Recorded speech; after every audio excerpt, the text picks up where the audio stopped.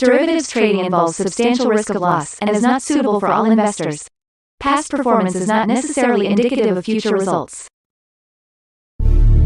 So stressful. And rolled on fire. Good God. We can't look at this, guys. Like, my strategy is you buy it and you hope that you guys buy it. Yeah, but we all think you're crazy. You don't fight this. No way. The markets are freaking out and you don't think that anything is wrong? Come back tomorrow and I'll lose it all. Should be fun. Good morning. It is Thursday. We got some news today, and I don't know, man. Yesterday, geez, let's just get into it, man, because this move yesterday in the treasuries, what the fuck? Seriously, okay. Hold on a second. News Squawk is talking in my ear. Dude, it was like, I mean, okay, yeah, bounce off of the lows yesterday. Pretty difficult session. Long after we left around noon Eastern time, this huge buy impulse comes, and then the auction, 20-year auction, really strong demand and push even higher after that. Now overnight we come back, okay, yeah, but that auction, whoa, it was one of the craziest things I've ever seen. Frankly, I find it a little bit disheartening. I'm like, well, even if I try and swing, I don't want to take that kind of heat. It was a pretty loony move, and one that I did not see coming at all. S&P 500 struggling yesterday in the meantime. I wouldn't say it's too bad, but they did wipe out the gains from the previous day that I thought were really good. So that's a little concerning. Also, I think a big driver here was that oil was moving higher. I don't know if oil can get back to 130 here. But we kind of have to see what's going on. I think that yesterday's move was largely about that move to make gas and oil deliveries have to happen through the ruble, and that's probably what made that move. Okay. Well, they're on the by the way, the treasury's open and they pushed lower again, so that's good, I guess. Gold shooting up, but maybe coming back here. It's been pretty constrained, but you can see that there is some buying up in here, and I'm sure that there are Russians out there that want the gold, right? And Kappa a little bit higher. So when I look at like the global growth and everything, things seem fine. There is this whole thing about China locking down certain places and concerns that there's going to be more supply shocks and so forth. But yeah, the end of the world, I don't know. I don't think it necessarily has to be. So that's kind of where we're at right now. You can tell I'm still kind of feeling pretty awful from taking a bunch of losers yesterday. Like, the thing that really bothers me about it isn't that I had a losing streak, but that I hardly had any favorable ticks throughout that losing streak. And I kind of feel that I got two problems. One, the trading is not going very well. The volatility has just been eating me up. And two, I don't really feel like our community is growing. Like, you guys might be getting value out of the stream, but I don't think that we're getting our maximum value out of the stream. It kind of seems like that the only way you're going to get a big following is if you hit a couple of really, really big winners and everybody comes to watch that, and then you're kind of dependent on how well you're doing for how interested people are, right? And I don't want to be doing that. Yeah, good morning, Steven. So I'm thinking very, very seriously about taking a long hiatus from streaming. I've always come in and I said, hey, we'll be here no matter what. I'm finding it really, really difficult to justify these days. Because it's a lot of my time, right? Like the waking up early and then having to go to bed early, that really cuts out a lot of your free time. And that's several hours of the most productive time of my day that I could be using on something else, right? Yeah, so my thinking is that we would stop streaming for a time, or it would just be very limited streaming. Like maybe we only stream on Monday, right? And then I can use that time to both do some of the studying that I want to do on machine learning and CTA stuff, and use that time to make more videos. Is kind of what I'm thinking. And we can just do, like, I think that the best time to do it would be to only stream on Mondays because that's the beginning of the week. So then we could just talk about what we've got during the week coming up. We could stream when there's the FOMC. And for the trading, I'm not really sure that day trading is really doing me much good anymore.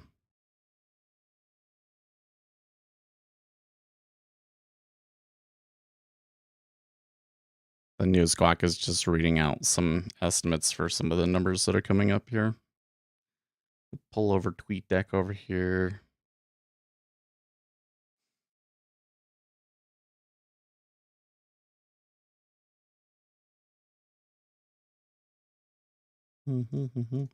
So something I'm seeing here in the treasuries, there was a strong sell impulse on the open. There has been some strong selling impulses overnight. Certainly I think that my longer term bias is short the treasury, long yields. And I hope that plays out today. We do have a couple of things coming, including the jobless claims here in a few minutes, and then some Fed speakers later today, and some PMIs that could all have the potential to move yields even higher. But that 20-year auction kind of has me on edge. That 20-year auction makes me think that there might be really massive amounts of rebalancing that has to happen at the end of the month. So I don't know if that means that they want to buy it up today, but it does kind of make me think that next week might be a little difficult for us in the treasury, that there might be some strong bull runs going into the close of the month / very first of April before then turning and moving lower. Then when we look at where our yields are at, it sounds like they want to get rates to 2.25 to 2.5 perhaps. So we're not sure if it's going to be 2.25, or if it's going to be 2.25, 2.5, right? So when you kind of sort that out, if you're going to get 2.25 and then you add the premium that you're supposed to get from having a longer term, if we're going to get to 2.5, then the treasury has more to go. The 10-year has more to go, right? And then there's also like the front loading of it and all of that. So it seems to me that we have potential for the treasury to for yields to increase further. I'm just not sure how much. And it would also depend, if things start to look better on the economic front, and but we continue to see this what do we say, like globalization reversal, I think that will also put pressure on yields. So that's kind of where we're looking from a fundamental perspective, you can see there though, on the open, the 10-year is a decent opening move, but the yield's not really budging much. So we'll see. Microsoft confirms reached by Lapsus hacker group. I also heard one of the top yeah, I forget what you call them, but they're one of the guys that give you the keys and the thing that generates the numbers and stuff. And apparently they were hacked, but they said that nothing critical was breached. It seems to me that cybersecurity is a good investment right now. Okay, so we can see all of the liquidity pulling for this. Real quick, the jobless claims estimate is 210. And US durable goods, we're looking for negative spot 6.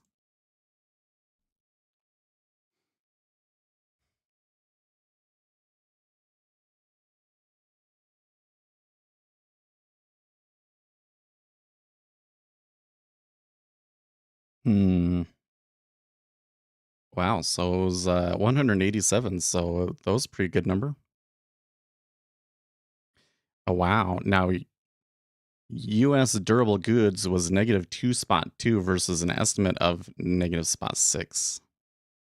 That's okay. So this durable goods number could be deceptive. So first of all, it's a really big change, right? But we're talking about okay, hold on a second. That could be inflationary, right?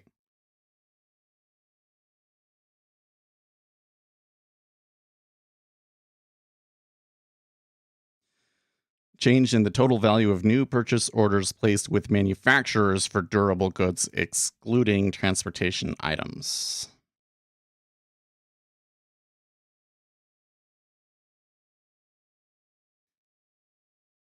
Okay, so when you look at the core durable goods, not the regular one. The regular one was really bad, but that was probably because of like energy and transportation and stuff. But core durable goods, negative spot 6 versus an expected spot 5. That's maybe a little bit more of a reasonableness. Morning, Keller. But that could signal that there are still weak supply and that we're going to continue to see inflation, right? Because that doesn't necessarily reflect that people don't want to buy things. It could, but not necessarily. And I think that the treasuries are interpreting it that way.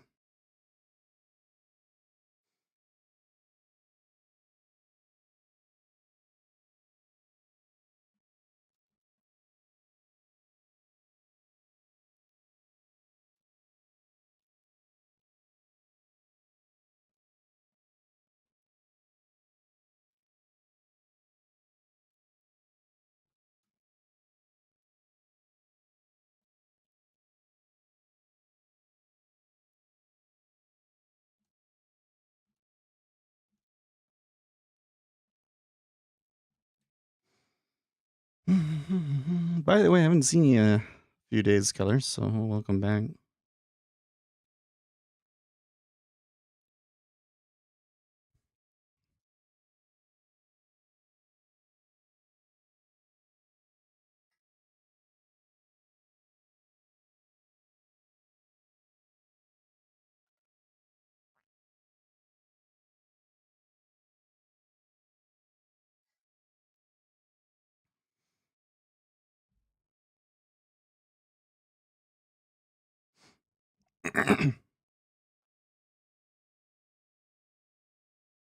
It's a different guy on the news squawk. This throws me off a little bit. You can tell I'm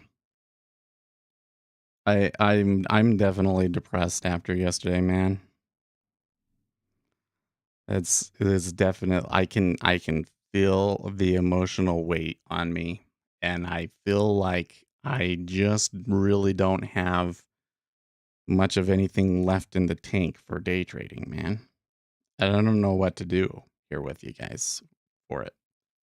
I feel like that we have all of the knowledge that we could that we could reasonably get as retail traders to do this and try and do it right, but doesn't seem like it's enough, and I'm out of ideas.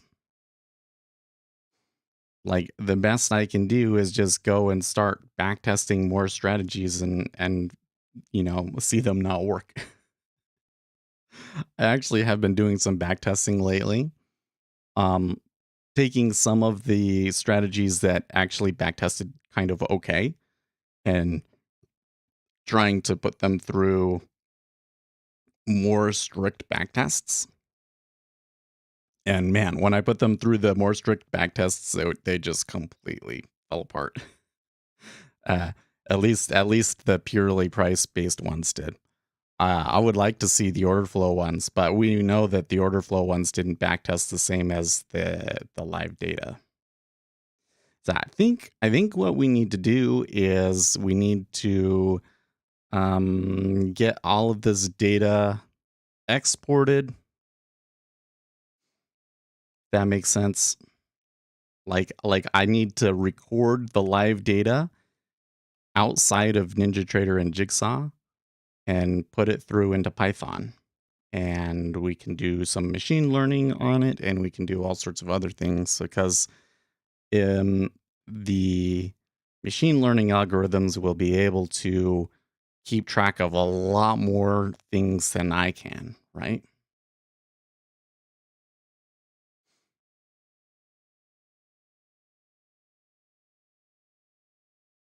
And the other thing we can do is we can go higher time frame, which I think makes a lot of sense. Like these micro treasuries really provide me the opportunity to try and play it like a CTA instead of trying to day trade them. Because I'm if we're informed, certainly when we're informed and we know stuff that the wider market doesn't seem to be aware of, we can have an advantage. Yesterday was a time where we might have been able to have that advantage and we didn't, and I missed it. And that I find that very disheartening, especially considering how strongly it moved up, you know? And so the problem is that I just don't have edge frequently enough, nor am I confident enough about when I have it. And I'm not sure that there's really any way to resolve that problem. You think the market is going one way and it goes another, the market is unpredictable sometimes. It definitely is. And I have to say, like, again, the thing that's really wild to me is that I think I'm doing different things. Like I think that I'm coming in and I'll be like, okay, normally I do X, but it's doing this thing, so I need to do Y now today, and I need to try and play it this way. And it turns out that regardless of which other way I would have done it, I would have lost money, you know? But at that point, it's almost like, okay, you might be falling apart psychologically, and a lot of those entries are probably just random or not really edged behind them. So it should be random, but it is not random. It is not random, man. Those entries are so bad. That is that is to the point where you could just go the opposite way and make a ton of money. How is that possible? How can it be that bad for several days? I just don't understand. And I just don't see where I would go different, you know? I can kind of see here where the market is doing kind of a similar thing. Don't you think? It's like there was a pretty decent push down. They seem to have run into some liquidity and now we're heading up.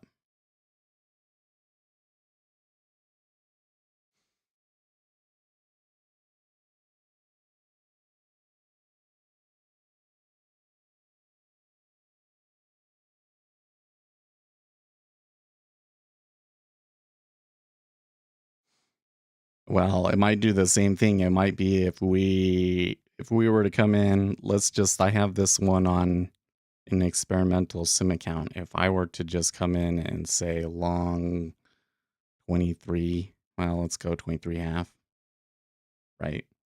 You think that it will flip on me? The CME is watching your stream. Well, it's probably, I don't know. It's probably more likely just the volatility, right? Is something that I am noticing is I'll get really bad entries, but then when I do get a good entry, I'll let it go in profit, not take the profit, and then it will come back on me and I'll take it off or take the loss. And so if I'm getting like random entries and I'm only getting 10 ticks each way and I don't take the profit when I'm up 10 ticks, then they're just all going to be losers, right?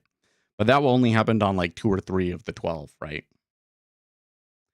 So then that turns in, then you kind of have to wonder, uh the volatility is so light. So you know what I did yesterday?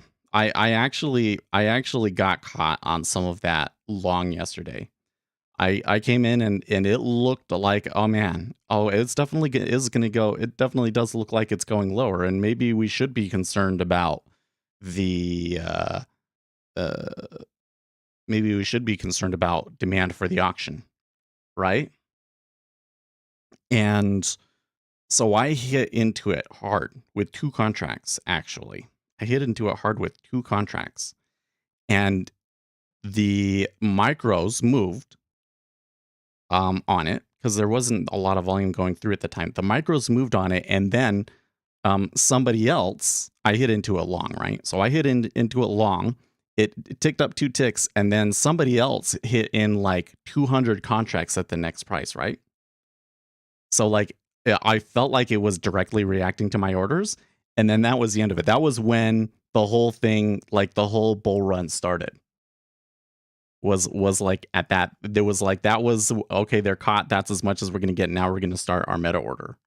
So I feel that in that situation my orders had impact,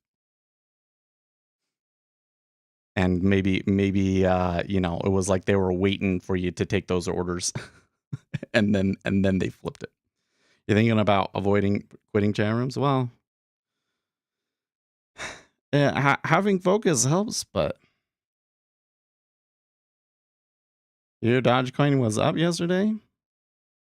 Yeah, but you're like, aren't you pretty far down on the Dogecoin at this point?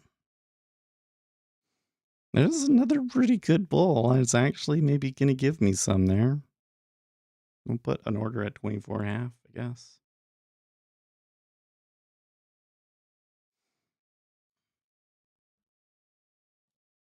The few cryptocurrency stuff that I've had has done quite well through the whole downturn. Well, 11.68% yesterday, but what's your average position, right? I kind of think that you're trying to just get people to, well, look at that. That's actually kind of encouraging. Come on, dude. You've been telling me about it like here and here and here, and now it's gone up here. That doesn't necessarily mean that you made money. Pretty sure that you've lost money on it overall.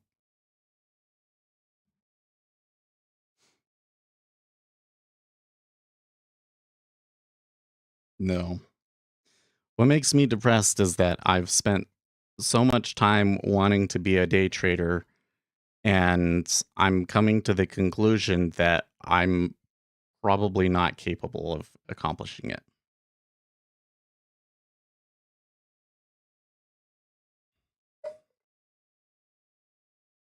That doesn't mean that I can't make money in the financial markets. My stock portfolio has been doing okay. I mean, I got hit on the downturn because I had small caps, but since that time, my mix has been performing better. Been performing better than both the Russell and the broader market. So I don't know. I still have the Zillow in there, and I don't necessarily know if I want to keep that one, but the stocks have been doing okay.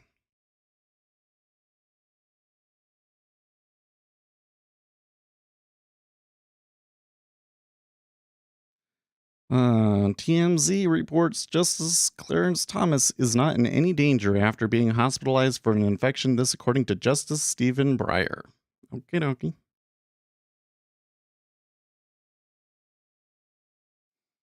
Do you review your trades? Yes. Well, I mean, usually we do that on the stream, right? Have you ever recorded a trade you made and tagged based on which edge you traded? Yes, I have done that. I'm not very good at sticking to that. So this is like another problem, is that even with medication, the attention span is a real problem, right? It's, you know, so there was a thread about this on Futures.io about people that have been doing it for a long time and weren't having success. So I've been doing this now for 5 or 6 years, futures in particular. I did make money last year, but not on the futures part. Um, and I have had periods of success, but overall, I what I find tends to happen is I'll start to do okay, and then I will just like completely crash and burn, and volatility will come and screw me over. And when I come in and I say, okay, there's the volatility is coming, and then I think that it's over and it comes in for another wave. It's kind of like it's just like the bad luck over and over again. It's kind of, I just uh, so when I look at all of that, it's like, okay, yeah, I do understand how the market moves from an empirical perspective, at least. I don't know if that necessarily gives me a huge advantage, maybe an advantage over other retail traders, but kind of what we know about the way that the market moves is that it's kind of hard and that it's a lot of luck, you know? And so given that situation, and you know, given that we're probably not going to make money being a market maker in the treasuries because you're never going to get a good spot in the queue. What is it that you have to do? Because that's a system that really is not in your favor, essentially. Like, it's so funny. You want to trade fundamentals? Well, large meta orders move price far away from fundamentals. You want to trade what other people are doing or kind of technical patterns? Well, the market is very good at arbitraging those inefficiencies out until it's basically just noise, and then you become a noise trader.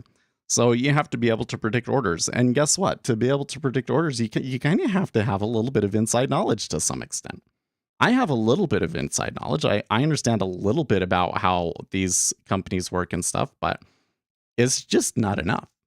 If I was inside a bank right now, I'm thinking if I was trading for a bank, even without being able to see the institutional order flow per se, the resources that they would have in addition to that to be able to see things like, well, the 20-year auction demand is actually probably going to be really good, right? Then I could probably be doing really well, right? I could be just trading CTA strategies and just be short, just be long yields essentially, and probably be doing pretty good this year, right? Uh, but for the day trading, how do you overcome that deficit, right? It's not, you're not going to overcome that deficit, I don't think, by just being a lot smarter than other people. Because as smart as you may be, and despite what you might find that nobody else knows about, the market is still very informationally inefficient and technically efficient. And so I think that to have success, you kind of have to have other qualities that just can't be duplicated, right? Access to information primarily. Certain personality characteristics might help. but it's going to be things that um, you can't necessarily duplicate or change per se. At least, not doing it as a retail trader. You know what I mean? You know what I mean? And that's where I kind of come back to is like, well, I can keep streaming. I think that I'm in a position that with the micro treasuries, I could continue to trade them in perpetuity. I would maybe have to back off a little bit next month, but overall, I could just keep trading this forever. But where would I be going with it, you know? And I just think in my mind, like, what if we went long yields right now? Hold on. Okay, Fed's Kashkari is speaking, by the way. What if I just went long yields right now and Fed's Kashkari said something that was, I support 250 basis point hikes, right? And the market really moved on that. And I made like $200 on a single contract or something really big like that, right? Right. And that would make me feel really good. And that would probably keep you going for a long time again, right? But then I just come back to, but then there's going to be another period where the volatility is going to come. You're going to have a big string of losers. You're going to kind of fall apart emotionally, you know. Never really got into the DOM as a swing trader with 2/3 day holds. Well, the DOM isn't going to be as useful for you from a swing perspective. It's just that knowing what's going on, watching every tick is an advantage. So you just saw the way that they broke the highs there, right? That could be a sign that, of course, there is a kind of a spot above us here at like 26.5. That is like the last swing high, so we can watch that. But that might be a sign that despite the news items that we have today that may indicate higher yields, that there is some large amount of orders sitting out there that need to buy on like rebalancing on the month end. It's like we've had such a big downturn that they have to buy it. Kashkari says inflation is very high. No reaction on that one, though.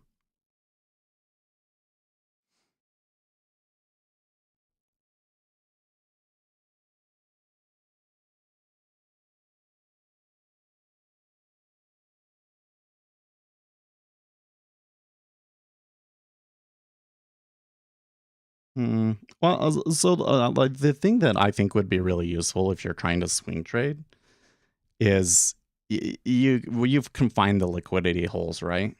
The liquidity hole ends up being a really great space to take a swing trade. You can see the liquidity hole, try and get filled on the far end of the liquidity hole, and hopefully it goes in, on your way. And if it doesn't, you can just wait for the next liquidity hole and take another contract. If you really have the risk to take on. Well, it does look like that Kashkari maybe caused the bonds to back off there a little bit. I am surprised inflation is so high and stayed high.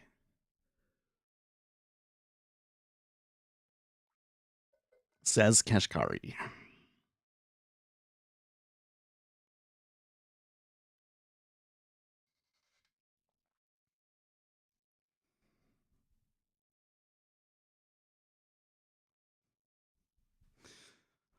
But I guess the point that I was trying to make is that I think the reason a lot of people watch the DOM is because they're trying to apply technical analysis to order flow. That's what I think. I think that they didn't have success with Bollinger Bands and moving averages, so now they're going to try and apply the same principles. Okay, okay, he says he has penciled in 7 rate hikes for this year. Interesting. So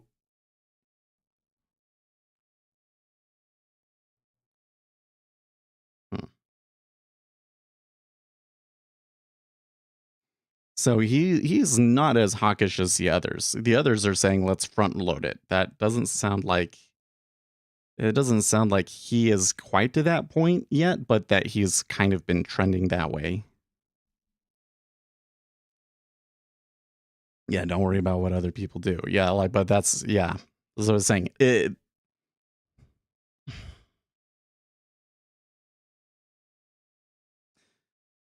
the fallacy is thinking that the market is informationally efficient. That if I see somebody over here buying, that they have a good reason to be buying, and I should be buying too. That's the fallacy. It's false. Market is not informationally efficient. You have no idea why that person is buying, and it doesn't indicate that other people will buy. You could see somebody come in and totally wipe out this well, like he kind of pulled, but let's just say that somebody all of a sudden came in and chomped up 3,000 contracts at 24.5. That would be a pretty bullish sign, wouldn't it? That would kind of make us want to go long, right? But you don't know. There could be some other guy sitting out there waiting to sell a ton, some different guy that wants to sell for some completely different reason.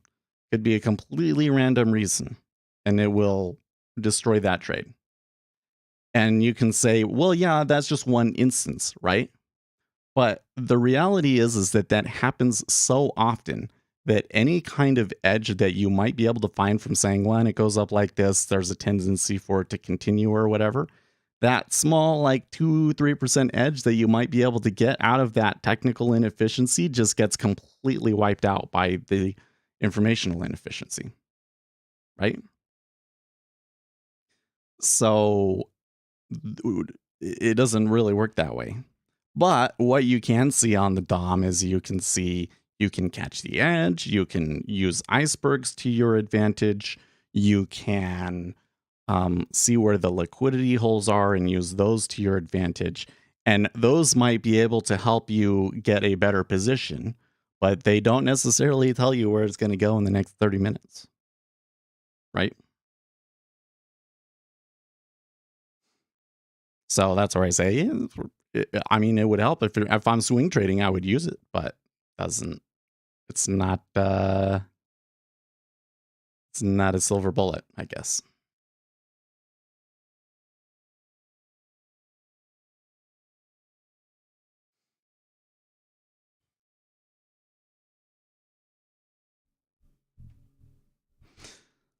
So, how much activity are we seeing through here? From the lows, we're up maybe about 15,000 contracts, but on just from the start, I would say we're about 5 or maybe about 5,000 contracts long. And it's a little bit mixed. The 30-year isn't really going. I do see some steepening in the curve today.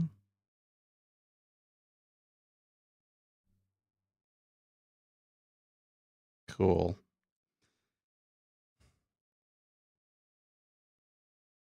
Biden and Europe are going to announce some program to increase the amount of natural gas being shipped to Europe. That's cool. Worry about your edge. Yeah. So the thing is, I think we understand the problem fairly well, or the problems. So what do we do about those problems, right? I'm out of ideas, man. I'm so out of ideas. But that's kind of where I'm like, are we really getting that much out of streaming? I think that my reluctance to do it is because I feel so invested in it. We've bought all of this equipment for streaming and stuff. We've built this community. I don't want to lose you guys. I don't want you to be like, well, he's not streaming anymore, and then you just kind of forget about me. You know, that kind of thing makes me really uh anxious. Yeah, is that the word? I'd like the anxious attachment losing you guys. I mean, I know other people come around. We built this stream from nothing and we can do it again. If you get in and large meta orders keep popping, well, but you reverse and then they could pop in the other way again. You really have to have a good reason to think that they're going to go one direction or the other. This situation right now, I think is a really great example of where it can be really hard. Does seem both from what we saw yesterday, based on what we saw yesterday from the 20-year auction and the action that we're seeing this morning, there does appear to be some amount of buying pressure in the treasuries right now based on the need to rebalance. Right? But the longer term trend is down. There are things going on right now that would make you think maybe yields will increase. Man, tell you that buy is already kind of falling apart. I don't know, man. Which one of those is going to win? How do we predict which one's going to go unless we just really totally know all of what's going to happen? This might not be a situation where we have enough edge to know. You see what I mean? And that happens too often. We built this stream on rock and roll. I appreciate it, Uzi. So I really am. I think that we are probably going to take a hiatus at least next week, if not longer. So I really hope that you guys pop in Discord. And by the way, in Discord, I made a different category called active chat with one channel in it called general and news that is intended to be like the most active channel. So I would appreciate it. You guys get into Discord and start posting in there, and that's where you can find me and talk to me more when we're not streaming. And I think my plan is I think my plan is I mean I want to do it. It makes me really sad to think about doing it, but I really do want to do it. I'm not going to stream next week. We'll have a stream on the following Monday, I think. I think we're going on vacation, but I think we'll be back on Monday.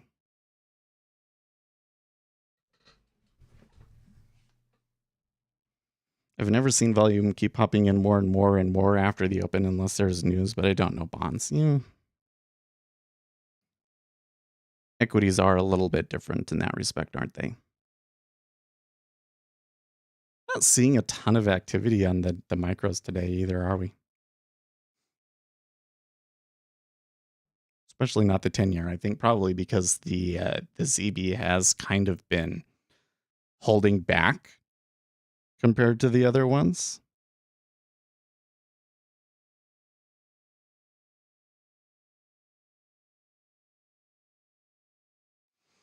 That kind of concerns me because I'm thinking if these flows flip around and they start selling, I'm worried that it will be the 5-year will lead the way down and we'll get more flattening. Well, look at that.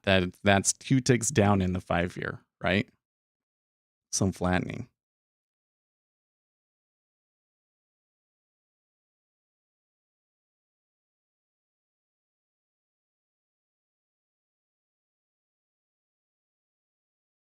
I would say the lack of volume is what's dangerous and not the other way around.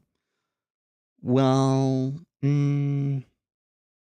so the thing about lack of volume is that if it's been a time period where there hasn't been very much volume, then that kind of suggests that you're more likely to see more volume in the future. You get what I mean? Like if you're trying to predict order flow, then you would rather get in during a time when it's quiet. It's just you have to get in when it's quiet, and you have a really good chance of predicting what the next set of flow is going to be.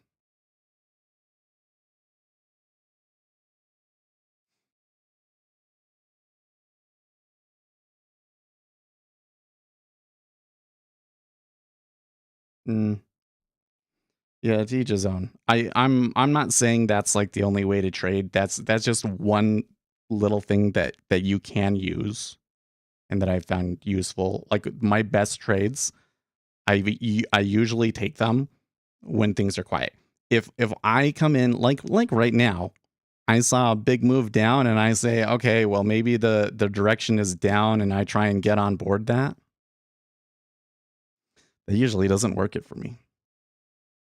Usually doesn't work for me. Well, I'm not quite sure why they moved down. It's apparently Kashkari is saying that it's totally possible to overdo the rate hikes, but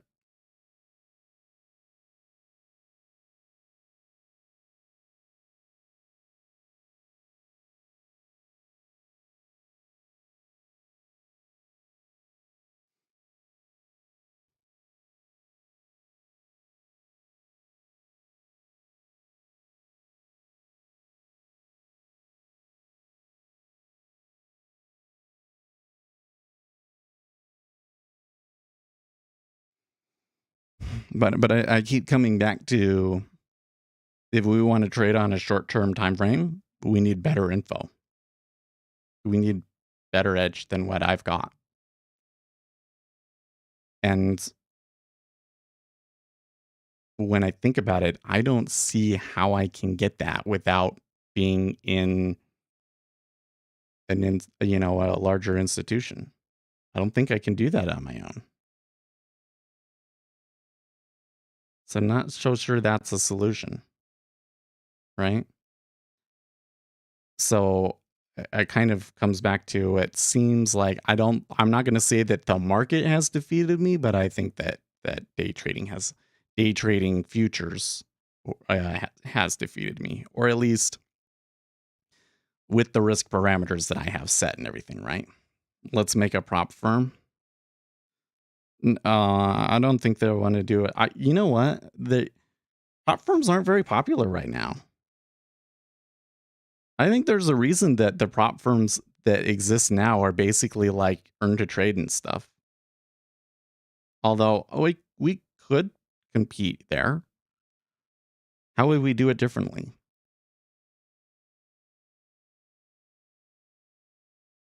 I think that the way that I would like to do it, what I think would be cool, is um you put your own money up. Okay, so you come in and anybody can join. Um, everybody that joins, you're gonna have to go and get your license for it, and do the professional fee and whatever. That would make it hard. But I digress. And then what we do is you're all trading your own money, but then if you're hot, we'll give you more. So we'll provide more capital to the hot hand, right? I don't know if that would be a very good model.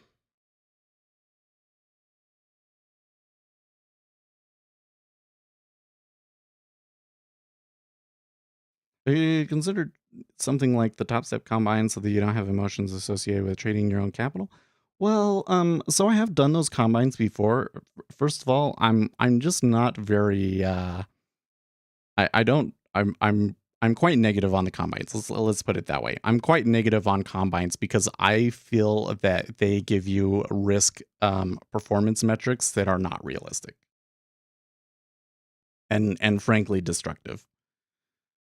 Um Plus, I also don't think that my problem is primarily one of psychology per se. Like when my psychology gets bad, it's because I've already have been having other losses. And why do I have other losses? Because I just don't actually have enough edge in that situation. You see what I mean?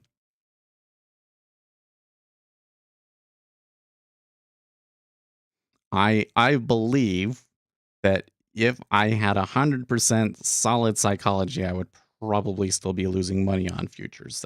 That's what I think. Not saying it's not a problem. I'm just saying it's not the deciding factor. You know what I mean? Spend a lot of time analyzing into convincing yourself trading isn't worth it. Oh, well, you mean not? Are you saying on a regular day I spend a lot of time looking at it and saying, "Oh, I don't know if I have an edge," and not taking a trade? That's true, but I think that I do that because a lot of the time I really don't have an edge.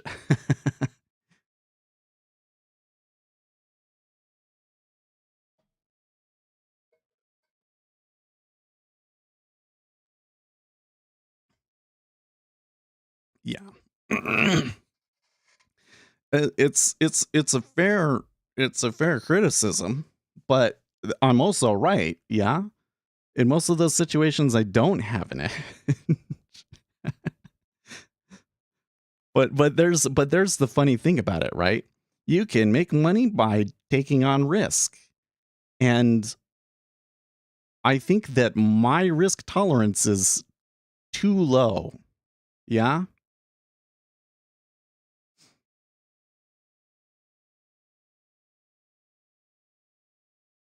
Okay, apparently Fed's Waller is speaking now.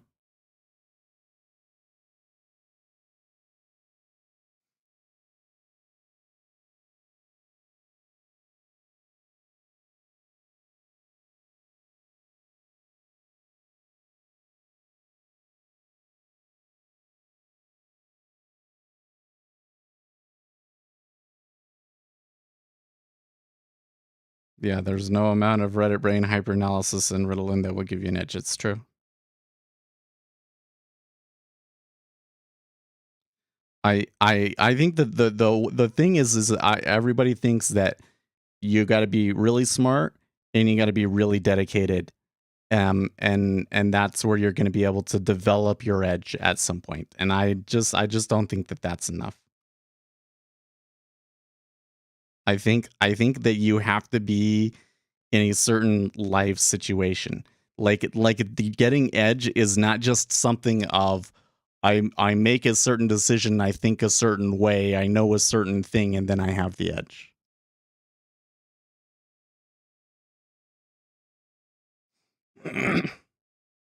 At least not on an intraday basis. What's your reward to risk ratio look like? Well, I'm doing 1.5 R factor. But I do have a tendency. This is where I think when I say like I know the psychology is a problem, but I don't think it's the problem. Where I think I have a problem there is that often when I get a winner, I don't take the profits and it comes back on me. That happens a lot. I have a tendency to think, and I think that this is just because the tendency of treasuries are to trend. I have the tendency to think that it's just going to keep going, and then you know get out on the pullback instead and give up everything, and then have it go further and be like, oh man, I should just held it. This is why I keep saying I should just swing trade it, right? Like a good example, and this is kind of goes back to what Uzi was saying.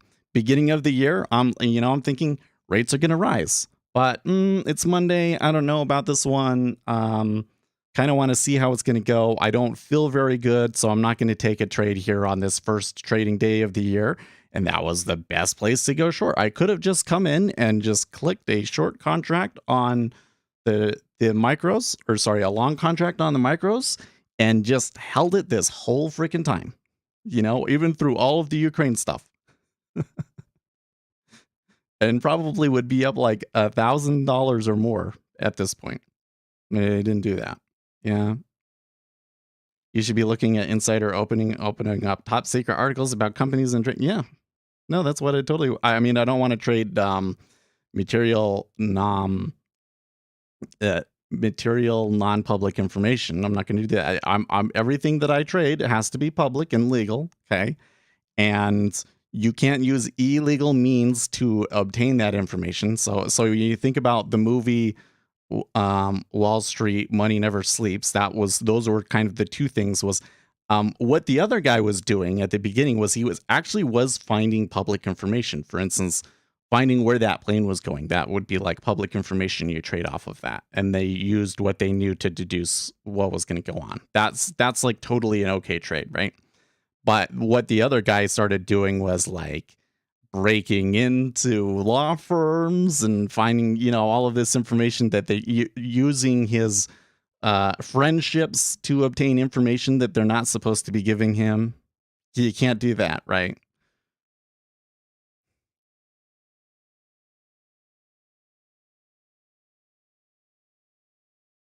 Supply and demand zones is the theory of supply and demand works on price slash volume or quantity. How people believe you can see supply and demand on price time chart is ridiculous. I agree with you, David. There's a lot of new names here today, by the way. So it's kind of weird when we're talking about ending the stream. Like the thing is if we had if the stream was growing, then we could justify continuing to do it. But right now, I really want to spend the time doing this study, and I can't do it with the stream. Hold on. How are we doing today? This is 20. It's okay for the time of day. So yeah, the thing is that prices are inelastic. Prices are inelastic. Inelastic kind of means that the whole like supply demand, it like directly contradicts supply and demand theory. Really. If prices are inelastic, that means that when price moves up, the number of people that want to buy or sell the thing, the supply and demand don't really change. The supply and demand don't really change. You've just got a lot of demand coming in, and they're just going to continue pushing through until that demand is satisfied. And the demand is so much stronger than the supply that it moves it. Studying is more important to you than trading. I think if there's anything a longtime viewer of yours has learned about you, it's that it makes sense to studying involves zero personal risk. Well, I think you're still kind of saying that I'm not taking enough risk, right? I think that that's more a function of the size of the account that I'm trying to trade, Like think about if I'm trading a $500 account and that move that we had yesterday was like a $200 move. Right? You can't trade that for very long under those risk parameters. Like if we're really thinking about it, we're trading a $500 account and we're going to be like rockstar performance. If we made $50, that would be, or sorry, $100. If we made $100 that year, that would be like amazing, right? So what does it really mean? If we really want to take on more risk, we've got to save up more money.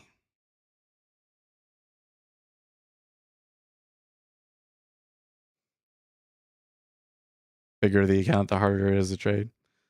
Well, we could, like, the thing is that we could have a larger account that would allow us to take bigger swings, but still keep our size at the minimum, right?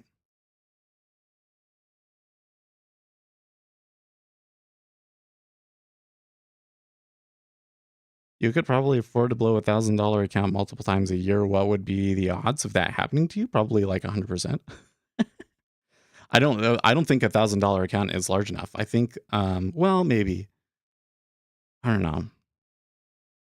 So if I'm just gonna swing, like if I just come in and just go long micro treasuries right now, right?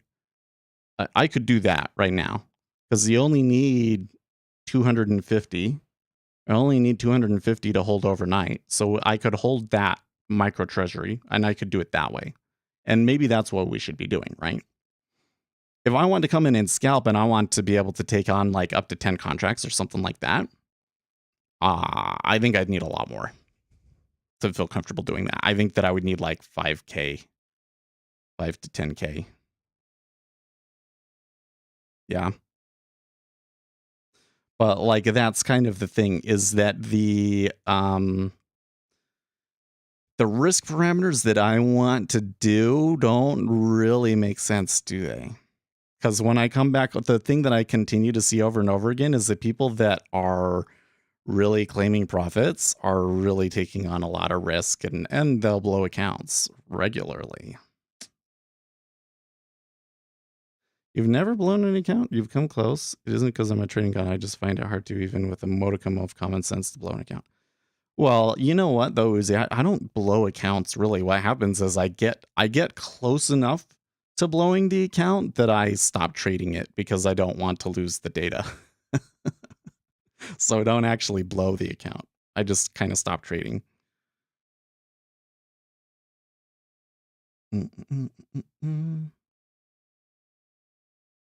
Also, an important question is, how do you weigh which information is more important and when? Orders don't contain information, but they contain the level of importance. I don't know about that, but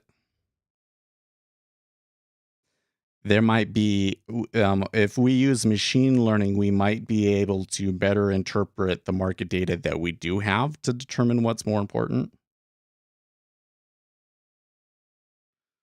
Informational hedge firms don't make any money. Hedge funds, well, a lot of hedge funds do blow up in the long run. That's true. Not all of them, of course. I mean, that's kind of where it gets kind of crazy, right? So when you come in and you look at the retail trading space, okay, I think that a lot of people just say, okay, if you've made money, then you've made it. If you're consistently making money, then you've made it. It's not it. I think that the metric that we should be talking about is like a 5-year Sharpe ratio. Okay, you trade for 5 years, and what's your Sharpe? What's your overall profit and your Sharpe, right? When you start looking at it from that perspective, there's going to be hardly anybody in the retail trading space that has a Sharpe ratio over 0.5. Almost completely. HFTs can blow up in the long run too.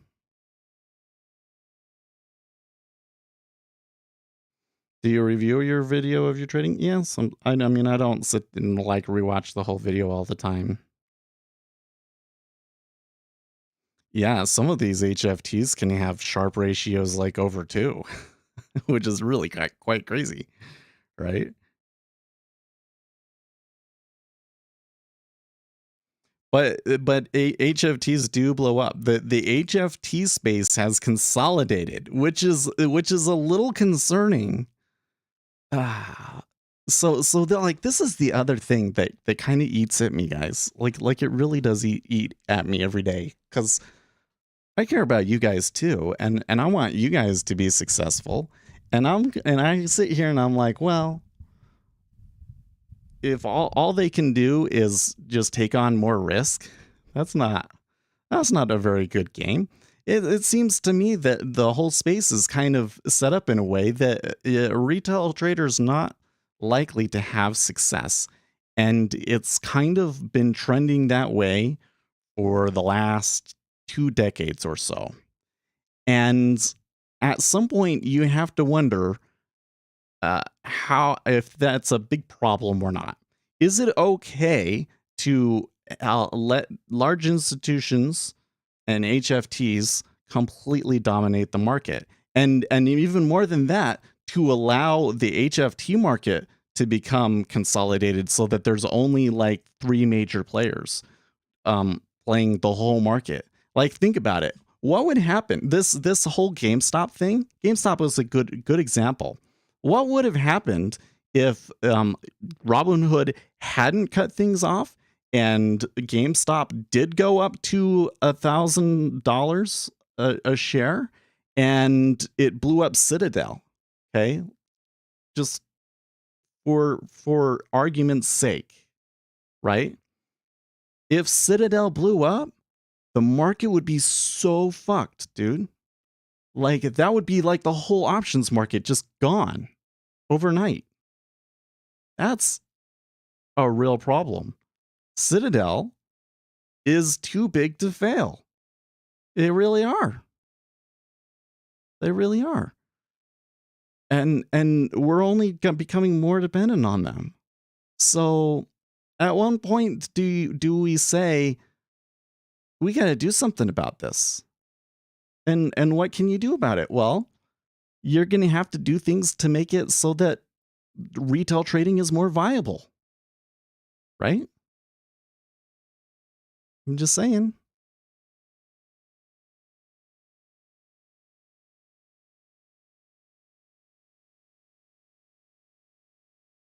I think boom and bust trading works. Crazy risk, double and run your game becomes knowing when to run. And yep, that's true. But I'm not good at that either. In fact, I think I'm very poor at that for some reason, and I'm not quite sure why. But when I'm doing really well, I'm surprised, and when I'm doing very poorly, it's when I think that I should be doing well. Yeah. No, things that you could do to make the retail trading more viable. I tell you, for one thing, the smaller instruments helps, but then if you're gonna have smaller instruments, you're gonna have to have lower fees too. Um, I don't think that having the commission be equal to a tick is helpful. I mean, that pretty much precludes us from trying to do like true HFT. And then you add the data fees on top of that. I mean, good grief. The data fees for trading a single micro treasury contract, that's probably more than your whole profits, even if you're doing well, right? Like you literally when you put the data fees on top of it, it's practically impossible to be successful trading a single micro treasury contract, right? Because any money that you make is going to be taken out from the fees. And then we add on top of that the jigsaw fee, right? That's $100 a month. Nah. So I have to fix that. And then I also think that you could do something like you could give non-professionals priority in the queue.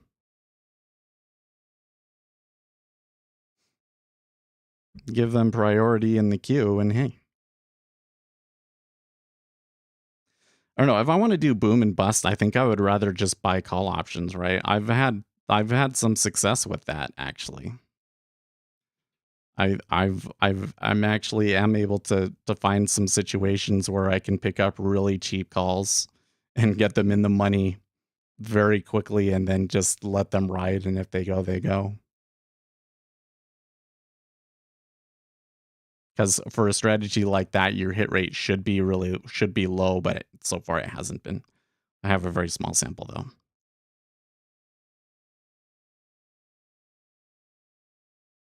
It's not yet possible to beat the HFTs at their own game. They have order types that are basically cheating. Well, that was a big move there. Did somebody just say something? They just bought like 5,000 contracts there for like no apparent reason.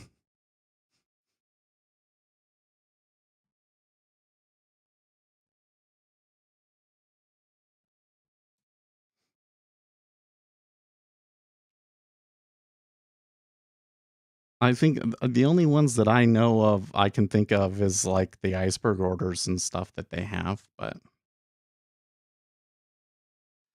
if you said that retail traders, non-professionals, the queue is first the non-professionals and then the professionals. How hard is it to make backtesting software that works exactly like live trading? Seems like you have to go through hell just to backtest. Like market replays should be easier.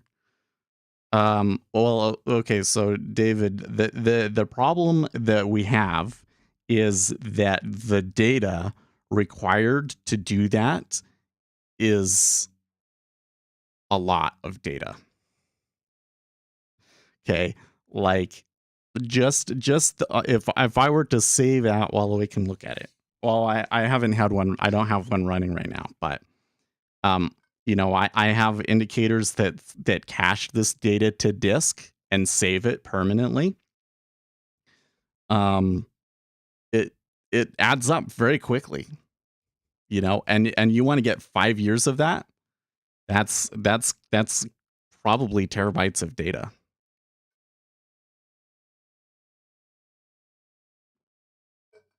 So that's why.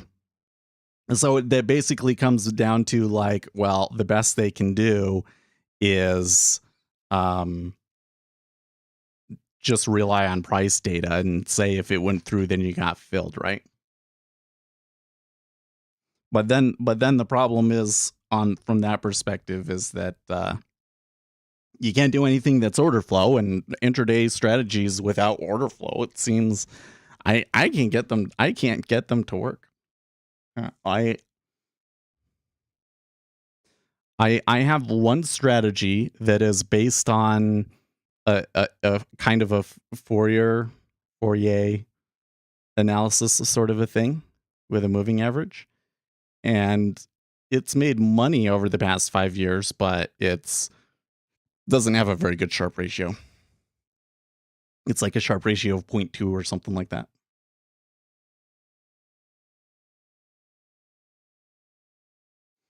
I really want to know what was the deal with that jump, man. That was weird.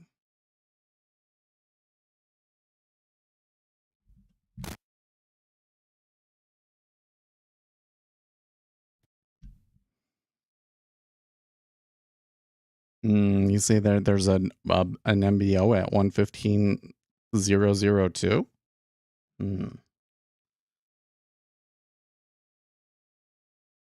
Apparently NATO speaking. Now we get numbers in 15 minutes, right? You mean market services PMI flash? Yeah. There's not one at 8 at the top of the hour. Okay. Well, we've had okay moves in the treasuries, but it seems like it's quite a bit more constrained today, doesn't it? Like we really have just been oscillating between 37 and 38 in yields. Although somebody did like panic buy a bunch there for whatever reason. When they did that, the spread flattened considerably.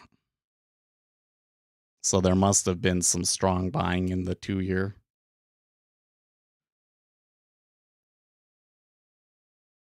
Or, sorry.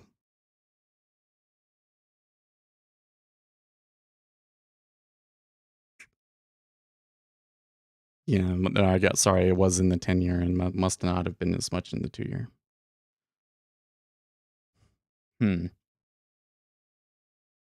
Something's up now. The S&P 500 is falling out here. Well, that could just be, we got the open going here and everything. I suppose when we saw that, was that like at the open and I just wasn't paying close enough attention? It was around the open. Biden is talking. It could be that. It could be some news and we're just not attaching it to the correct headline necessarily. Yeah.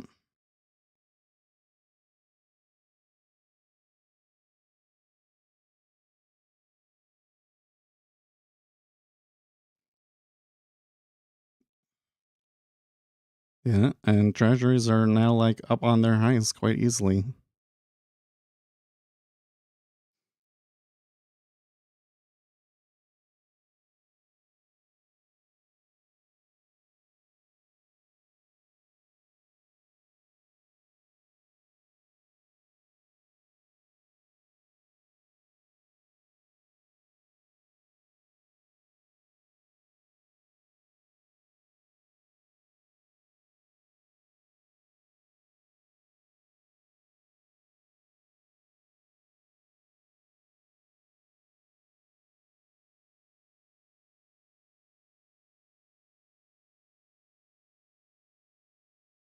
Hmm.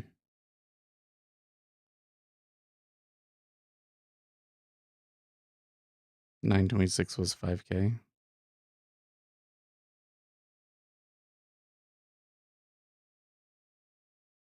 I'm offering 23 evens on Xian.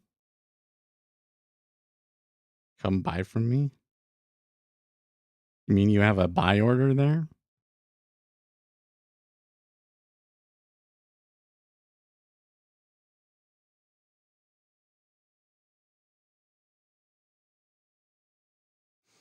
This kind of action, even though I know better, this kind of action like really makes me itch to do something.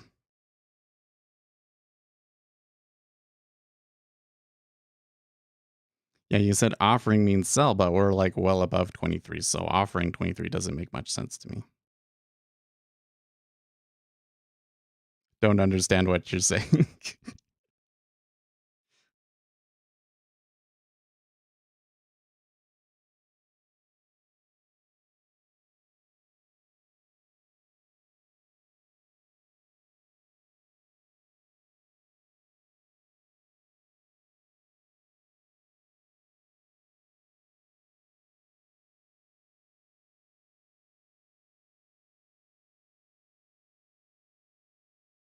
Oh, 123 evens. I see. I see.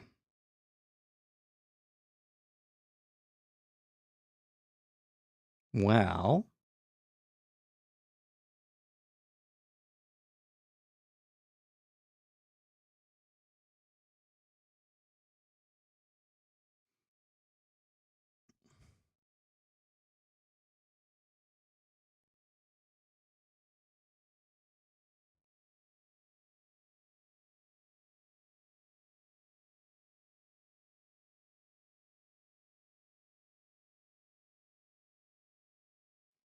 I could arm things over here. Arm things and put an order out.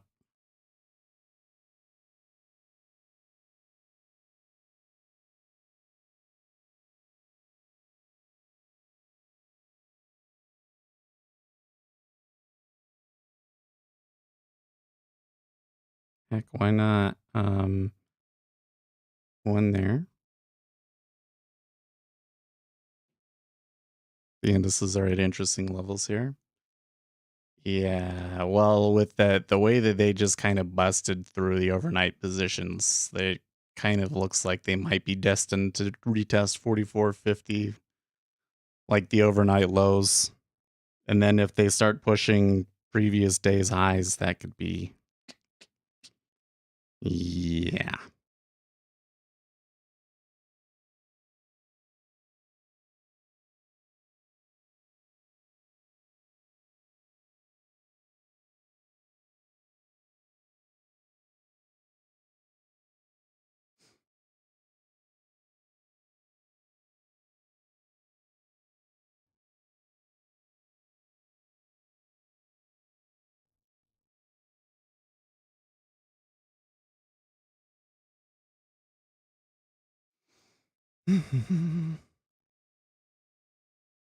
You kind of have to wonder what was that jump. I mean, I don't think there was any news there. I think it does kind of suggest though that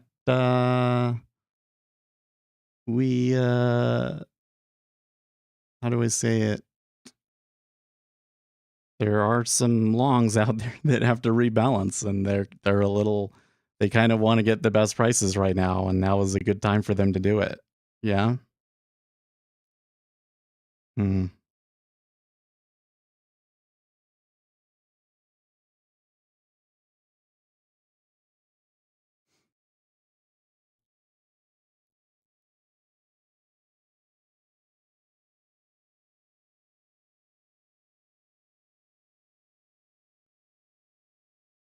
Well, for the moment it looks like they've kind of developed a little bit of a liquidity hole slash market orders have kind of backed off a bit, but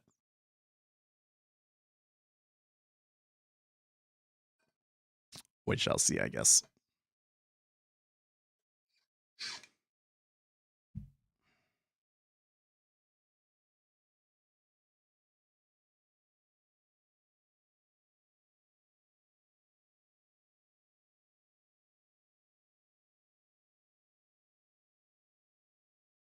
Ooh, look at that.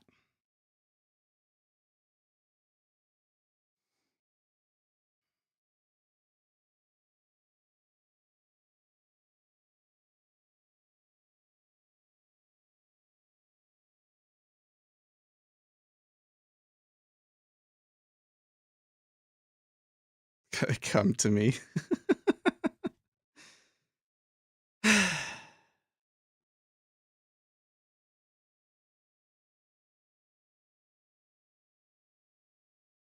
So this is one thing that I am kind of starting to learn about this market, at least this week, is that it seems to me that when we were like really pushing down, it was like you just had to take it at the very beginning of the day and it just trend, right?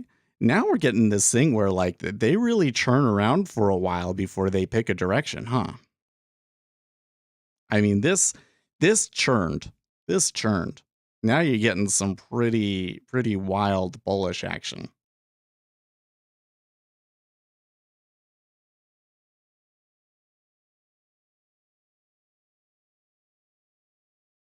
We still got like the PMIs coming up, but let's not forget about that.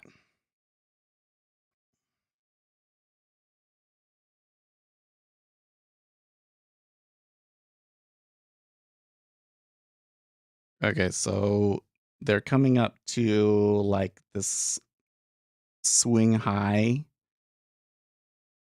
from before the open in CB.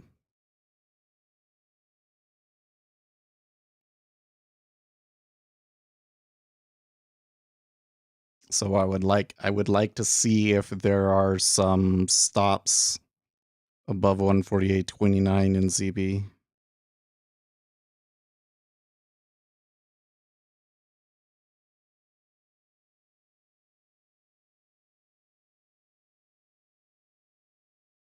You get a good idea of just how frantic this action actually is by how deep the liquidity holes are on the way back, like all the way back to 26 there. The big hole they left. ES stabilizing a little bit for now.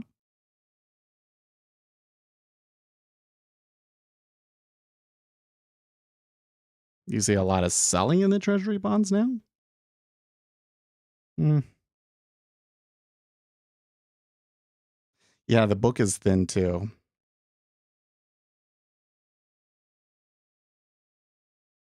I'm kind of thinking though, Octavius, I think that we're going to get what we got last week or yesterday, right? I think that you're going to see that we got the news in 5 minutes, right? So you see the news, maybe a little bit of volatility for the next 15 minutes after that. But then I think that, going into 8 o'clock and afterwards, that they'll probably thicken up to 2000s. Because that's kind of what it's done past 2 or 3 days. Okay, ES is recovering that. So the kind of the indications I'm seeing right now, by the way, this move up in the treasuries does not correlate with the 6J or any of the currencies from what I can see. Gold is liking it, although gold has yet to breach a new extended session high as of yet.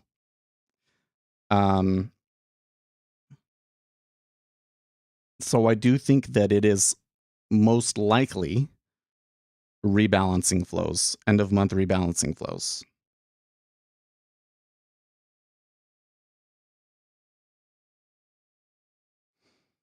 Trading is just the worst possible endeavor to have to figure out on your own. Yeah. But to some extent, there's maybe no other way.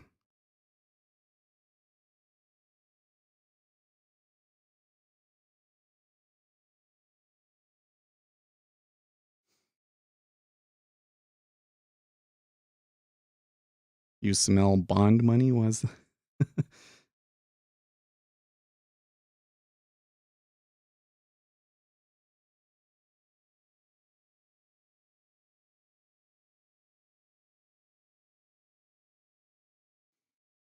Wow, looks like they coming back here.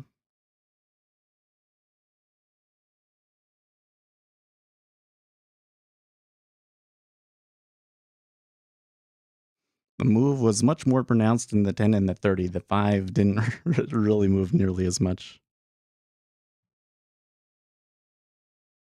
What's the difference between yesterday's trade and today's? I'd actually say that today's trade in the treasuries so far has been a little bit more constrained up until this 18 tick, bull run we just had.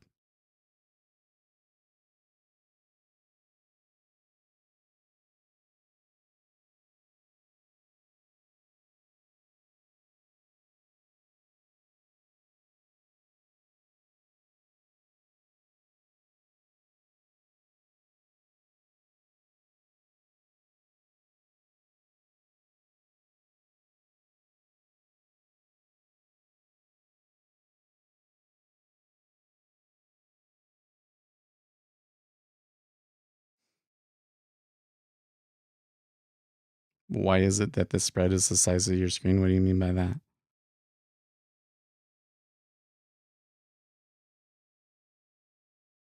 Got about 15 seconds here, and then we get the news.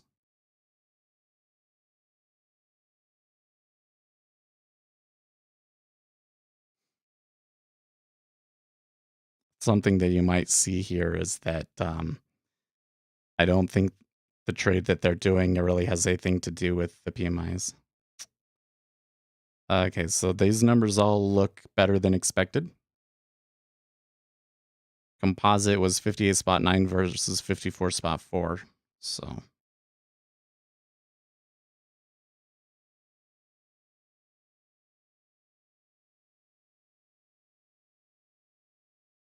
okay, S&P 500 is reacting extremely odd to it.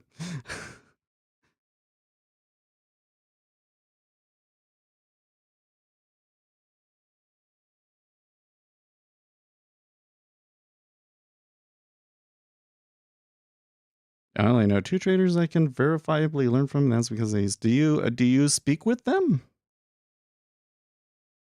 I was talking to another guy the other day that messages me frequently, and it sounded like he had spoken with them. But the thing that I find so funny about the Futex thing is that they're is that they're doing stuff that we probably can't do, and they're trading like macroeconomic news. So they're trying to do what we're doing, but then they have the added advantage of having a big enough wad to um, supplement it with the market making.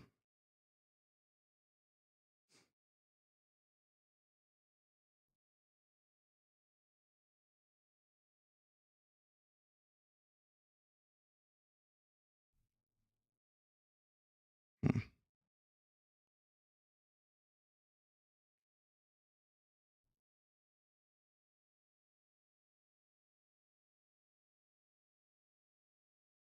I I have to say, unless you really enjoy doing this, you probably just shouldn't do it, right?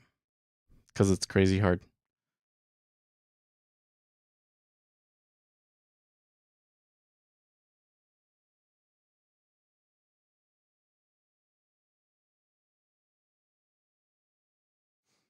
Kind of where I'm coming down right now is I'm asking myself, do I really actually enjoy the scalping, or do I just enjoy the market?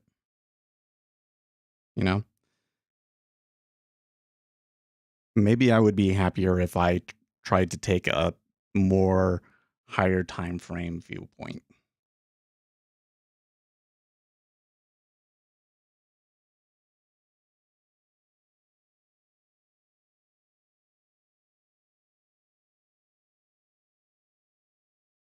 You're getting Evan's comments coming through.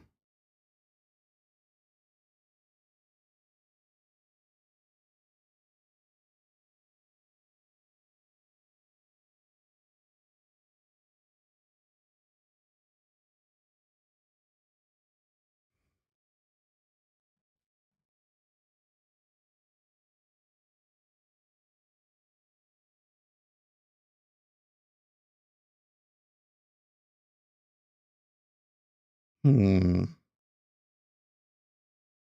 Well, should I have taken my profits on that one? At the moment, I'm kind of thinking, hey, let's double down. Let's be reckless. Huh? Kill me.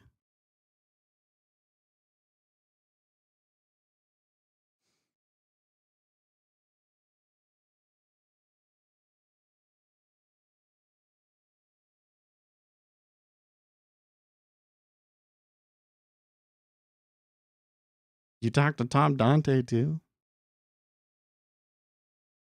Wait, you're not hyper alpha, are you?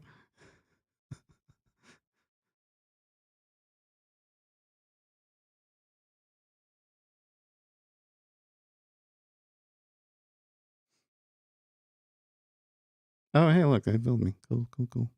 Cool, cool.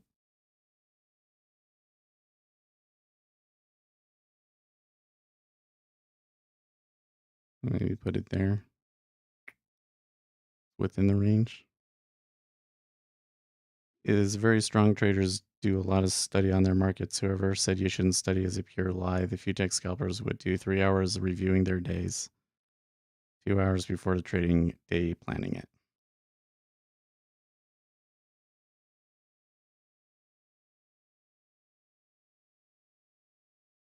There was this person that I was speaking to at one point that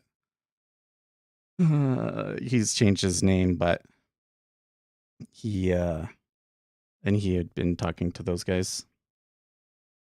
He apparently talks to like everybody. And I'm wondering if you're either the same person or maybe they get around more than I thought. Okay, we're getting another move. We're getting another little bit of a upside movement.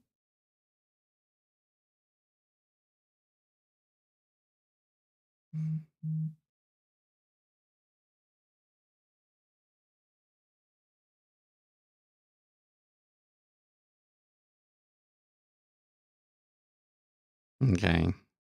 Just want. Okay, you must not be the same person. Maybe you should come into to Discord and I'll introduce you to. Because he's been telling me like the same things.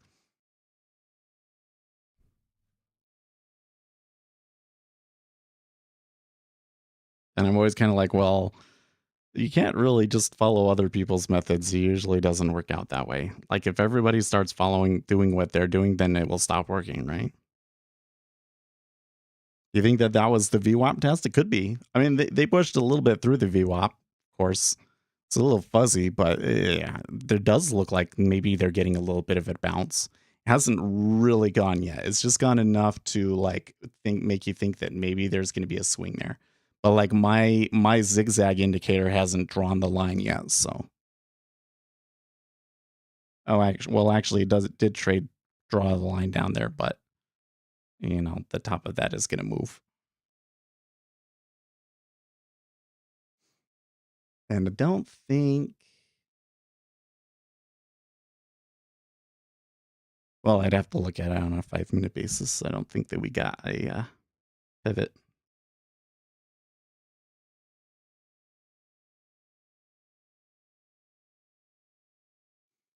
Okay, S&P 500 hitting highs here. That's interesting. I thought that the market action in the indexes after the PMIs was a little odd. You know, like there was some initial selling and then it just kind of ranged. Now they're moving higher and it's looking like they're going to have a bull day over there. The treasuries, I'm not sure. That bull run that we had might be the end of it, but given the reason that I think it happened, that would suggest that we could continue buying through the day. It doesn't mean that they'll push much higher per se, but just that there will continue to be that buy pressure. That would probably be that pressure through the end of the month and maybe the first few days of next month even. Does NinjaTrader really have 50 USD margin requirements? I think so. I don't even think that their margin requirement on that is that unusual either. They did change it though. I think that at one point it was like you had to have full. I think at one point it was like $1,000 when the volatility was getting insane again.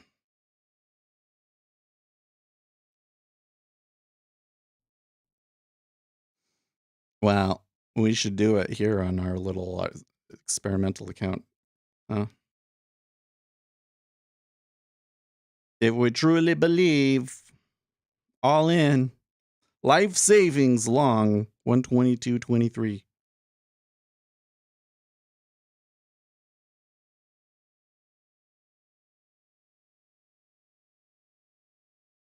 Uzi thinks I don't take enough risk. I think he's probably right.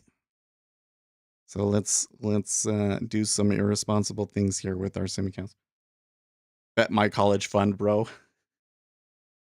I don't know. I don't like that last little tick down, and I don't really like the way that they bounce off of that.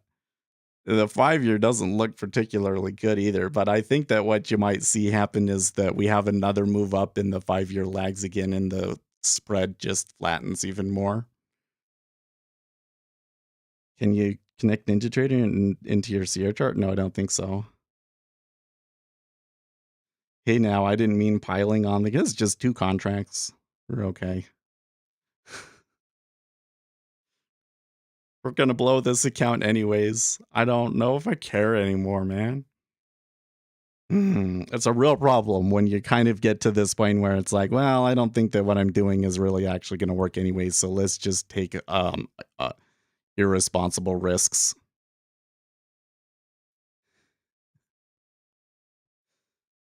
Like that downtick's not good.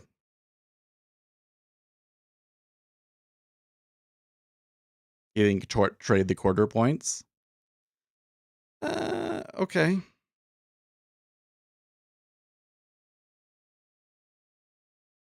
Does that mean that we should be flipping around and going short now? Or are you still long?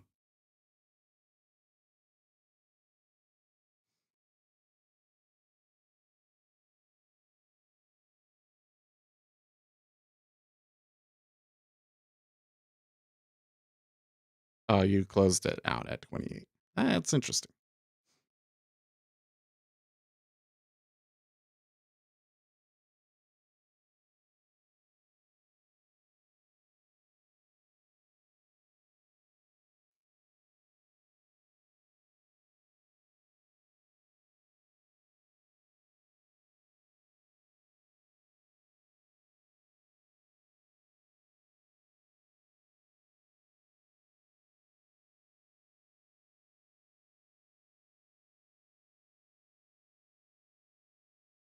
Okay, well, there was a couple of downticks there that were a little scary. They come back to kind of like the VWAP, I guess you could say it's VWAP endpoint of control, really.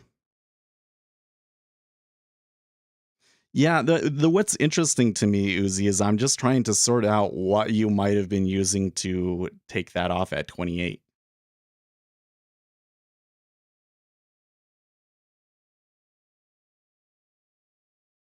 Because that was kind of one of those ones where you had a pretty good spike up there. Um, It was one where you might have been able to. I think you could have made a pretty good bet that, hey, like I'll buy it at 27. They're going to go for another rung or something like that. And then when it didn't, it kind of fell back so quick. So you would have had to have had a really, really early.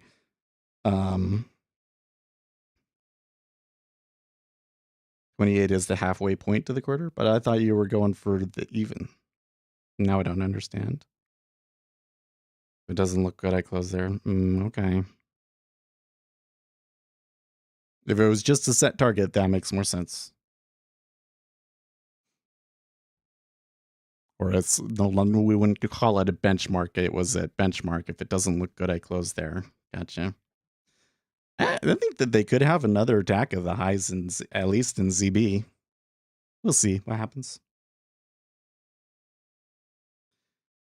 This market is pretty. They're not. They're not giving me very many good reads.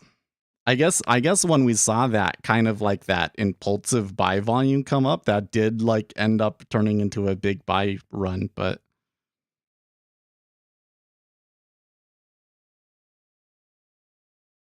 I think the best thing that we got going for us right now is that we know that there's some buy orders that have to rebalance that are a little concerned now because of what we saw with the 20-year auction yesterday.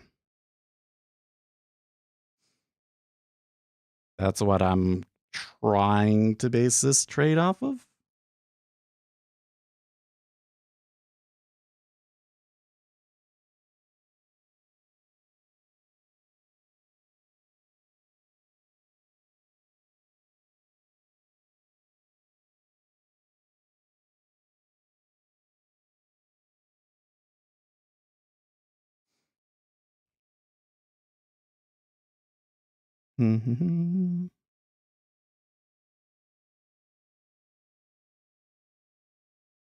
They're toying with me. They don't want to fill me. Like, come on, Seth. Look at this. There's all these buyers just above you. You're not going to get filled. See if I give a damn.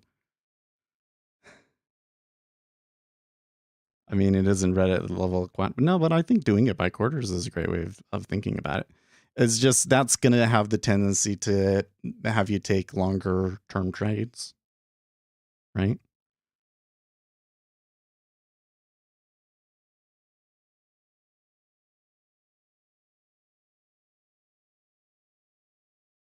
I mean, I kind of do the same thing with fives in the 10-year, right? I prefer to get in somewhere around a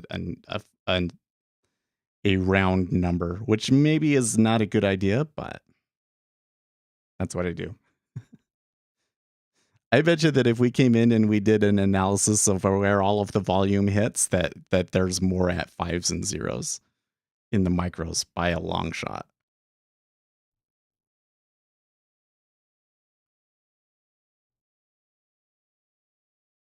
Well, I think there was a little bit of like pushback there from the previous pivot zone,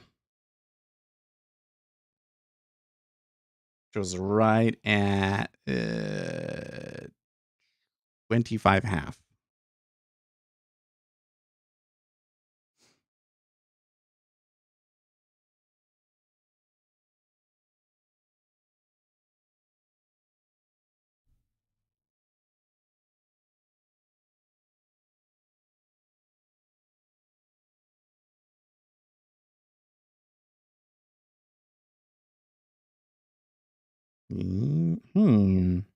Market maker let it come all the way back, huh? Well, the S&P 500 is running that. That could be that. The 6J pressure is still down. I don't know.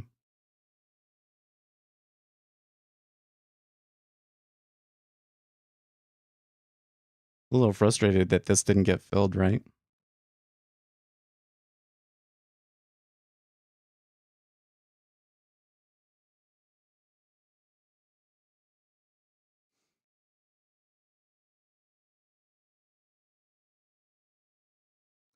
The bids here looking a little weak, huh?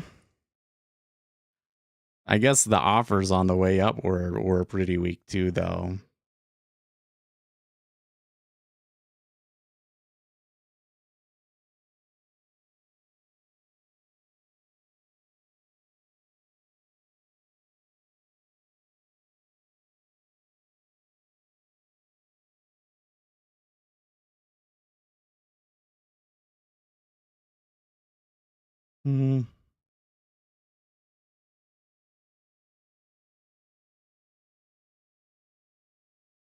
I think when I think about taking more risk, I'm like, what if we just held it for really like a week?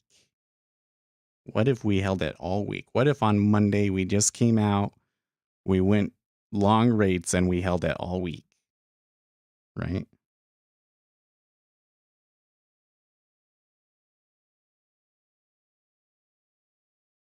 Yeah.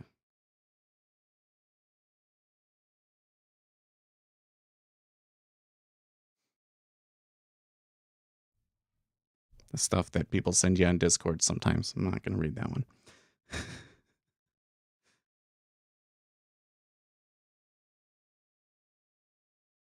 What stopped you from doing that long-term rate trade that you talked about earlier? It turned bullish. I don't know.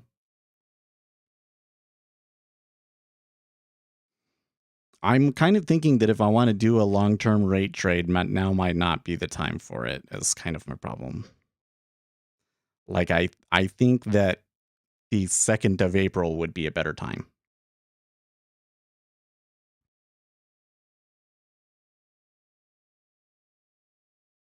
What's the margin on them? It's to hold overnight. It's 250.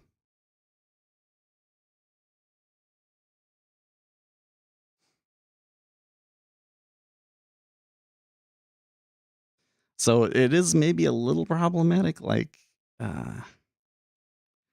you can't have too many moves like yesterday go the wrong way on you in that with that kind of risk parameter, right?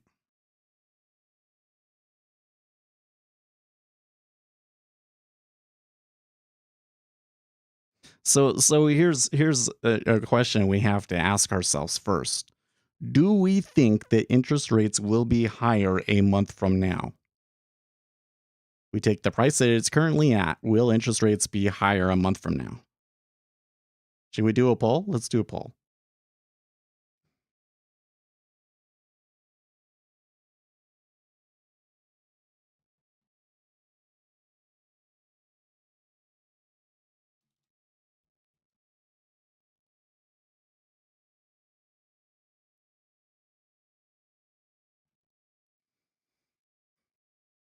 Ask your community.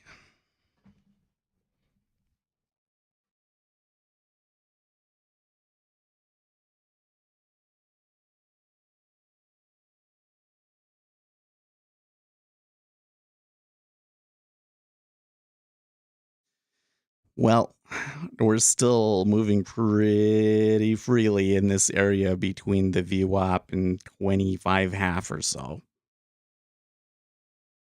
Fiddling in the middle. Yeah, that's exactly.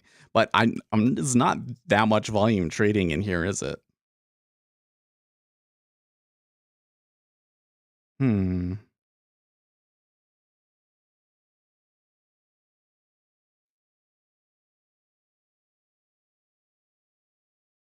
It sounds like Evans wants quarter basis point each meeting.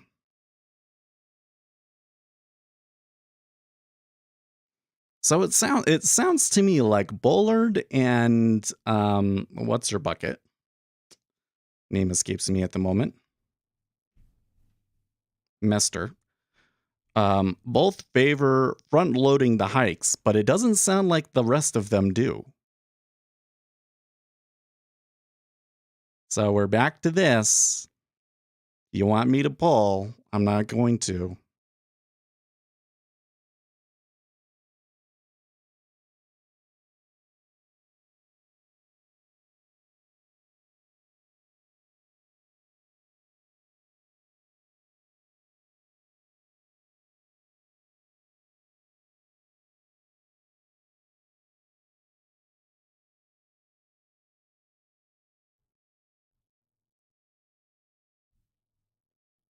No one went broke taking profits. I actually they did. Plenty of people went broke taking profits too early. It is true. I don't know. Yeah, so this is definitely where all of the price action traders come in, right? They're like, look, here we're at the last swing high, and I want to lean on that price. Yep, you sure do. You can see it in the volume profile, right? Like where I'm trying to get filled is right on the edge of the liquidity hole. But I should be able to get at least one order to hit into me, you know? That's convincing yourself to not make money trading. Well, so the real question is, why should I be really adamant about getting 2.359 versus, paying up? I don't know. But when you sort that out, because when I get into that mentality, what ends up happening is I always take it off too early and I don't make enough on my winners, Trading should be simpler, I wish.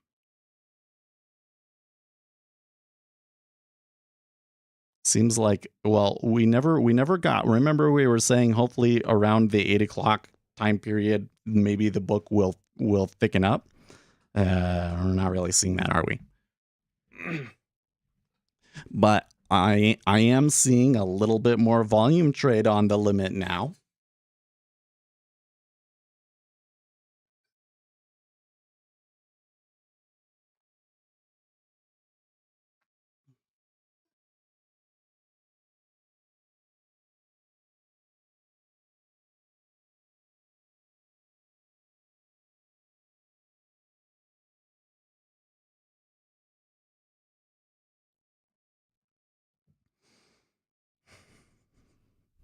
I don't know. This trade has been fun. I don't know if that's a good thing. Am I relying too much on trading profits to get me the chemicals that I need to get me through my day, you know?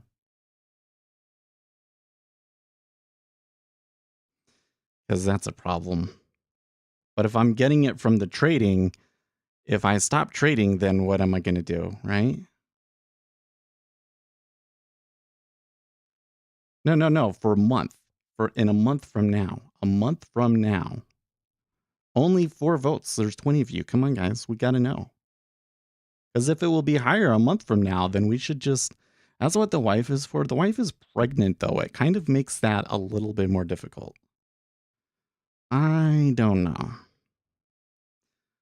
We might need to work with her on how can Melissa help Seth generate more dopamine and norepinephrine?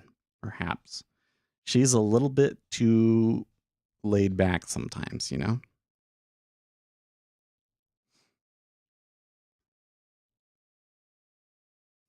Take a risk. No.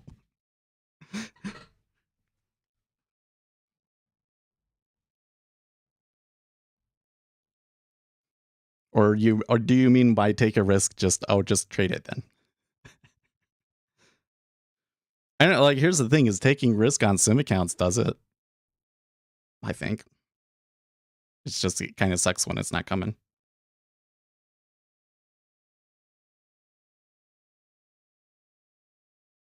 I swear, they're doing it at that price level just because that's where I put my order.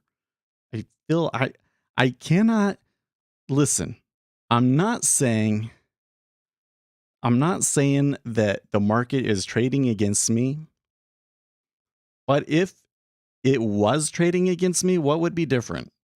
Tell me.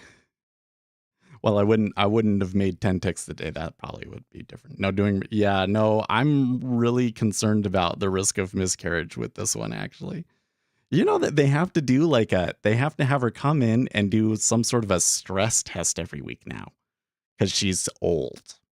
So yeah, but we're definitely not going to be having another one. I don't know if that means she gets her tubes tied or what you do with that, but yeah.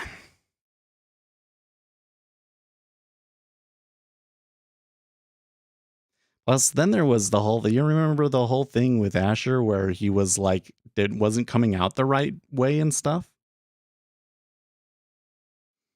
They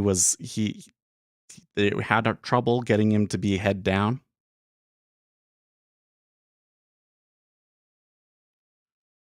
She's 37, 38 now? It's 2022. So here soon. She turns 38.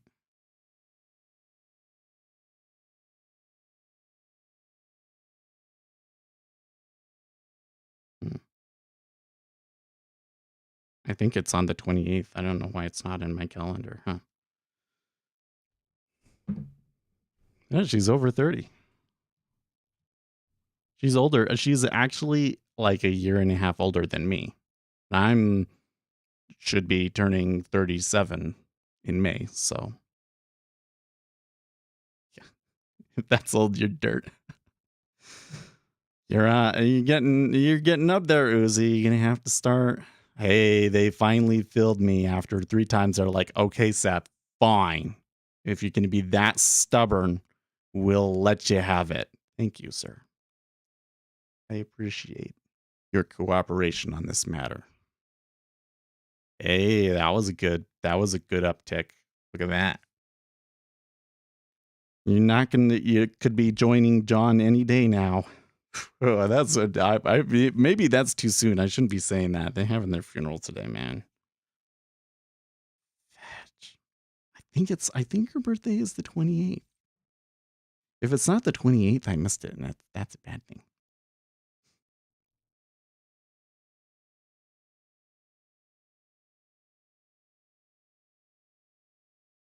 Have some extra cash. Yeah, this is another one of my problems is that I don't really want to risk my own money.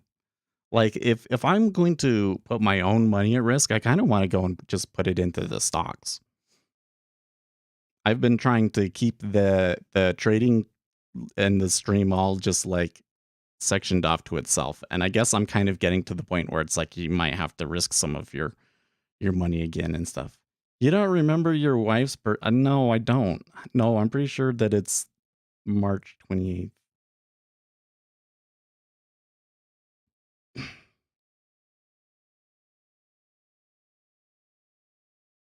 Like here's the thing. When it was just like one person's birthday, okay, but I'm not very good at remembering things. I think that the mistake that I make is like I don't memorize that date, and because it's supposed to be in the phone, but then because I know that I'm not going to remember it anyways, even if I know the date. I'm it's such an ADHD thing, right? It has to be like in my phone. But then because I have it in my phone, I don't memorize it. But then when you have like 5 new people's birthdays to remember, yeah, I have a hard time with it for sure.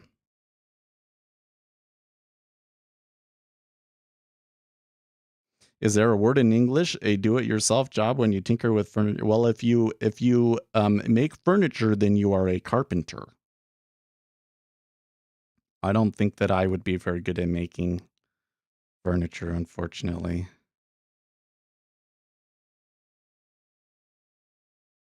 When it leaks that you're making money, people will throw money at you to trade for them. I know, right? Dude, let's just swing trade it. Yeah, I tell you. Okay, so I tell you what. There is something that I am thinking about spending my own money on. I don't know. Kind of depends on how things go. Like, if we want to keep trading and keep getting the live data, we're going to have to continue. We're going to have to put more money into the account at some point, probably, right? Because the amount that I make does not, at the moment, does not equal the fees and stuff, right? The data fees. But I want to go and get, I think it's a 57, but this is basically the test that you take for you to be like a certified financial planner by your state. And I don't want to do that to become a certified financial planner, although I do kind of wonder if I go and I get that and I pass the test, if people don't like materialize and offer you jobs, maybe that might be interesting. And but the reason why I want to do it is because you can then you can use that to become a qualified investor. Does that make sense? That's a change that they made recently. So it used to be that you have to have like $2 million in liquid assets or something like that to be a qualified investor, right? But if you've passed that test, then you can pass as a qualified investor. So then I could invest in hedge funds. I think that most hedge funds have like minimum investment requirements that I probably won't meet, but there's got to be at least one hedge fund out there that will let poor people invest in it or something like that. I think that would be fun. And then you can go and you can get the Series 3 because you don't have to be sponsored to get the Series 3.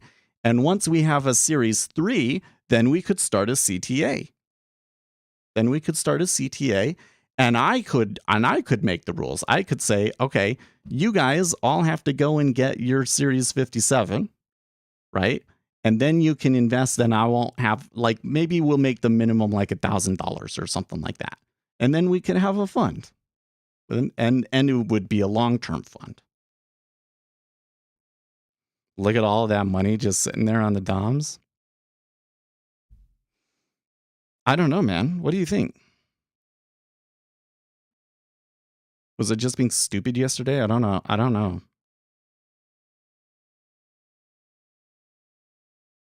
Odd jobs? Okay.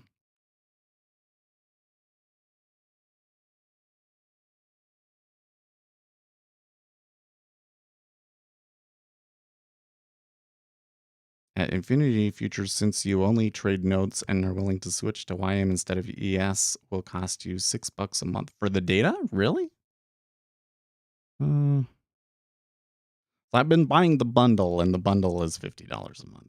I want to continue doing the bundle. Like, that's kind of where I'm thinking, like, well, let me see here. So I have my little sticky note here. I did the monitors video, and I didn't completely finish reading Taleb's book, but I had gotten to the point where I think I wanted to read to. I really think that I need to have a better grounding in statistics to get much more out of that book other than what I got from the first like 2 sections. Oh yeah, and I did make taxes. That was on my list as well. I do have this TensorFlow video series. I don't know if I really need to finish watching that, but I have a book now, and the book is going to have financial machine learning things, and so that's what I really want to start working at is doing that and doing that machine learning. Now, the problem with that one is I'm sitting here and I'm like, well, I could spend a week working on it, right? But it's probably not the right, because that's probably something that you would be like a full semester class or something like that, right? And there's a lot of exercises and stuff, so that might take me a long time. I also have what are the other things that I can be doing? So I'm going to start a new sticky note here. Child is.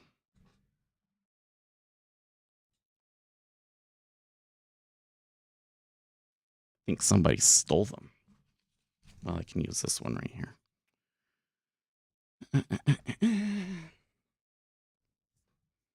So I got the machine learning book.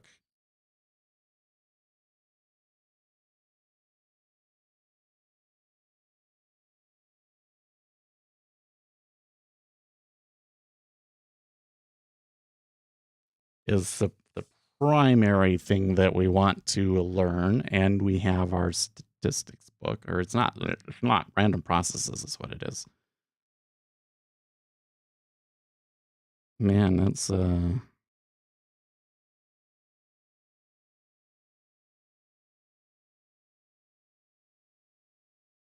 random processes. And then what do you think? I think the next thing that maybe I should work on there is writing a book, right?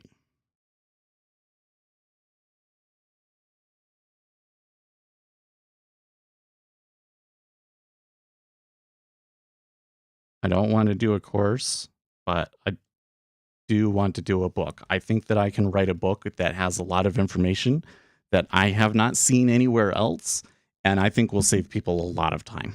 I think we'll save, because I think that I can basically get people to where I am at today with, a week's worth of reading, essentially save them 5 years of trading, right? That would be valuable. So I think I want to write that book. Heard that machine learning is a statistical scam. Let me tell you what, with machine learning, it can be so easily abused. Yeah. The problem is that Google made this framework essentially to allow you to do like machine learning type stuff, right? And it's really what it comes down to is when you're doing the machine learning, a lot of it is like vector math, okay?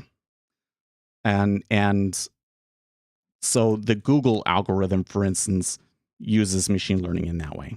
And when we're talking machine learning, a lot of it is just doing a lot of computations. Like, I'll give you an example.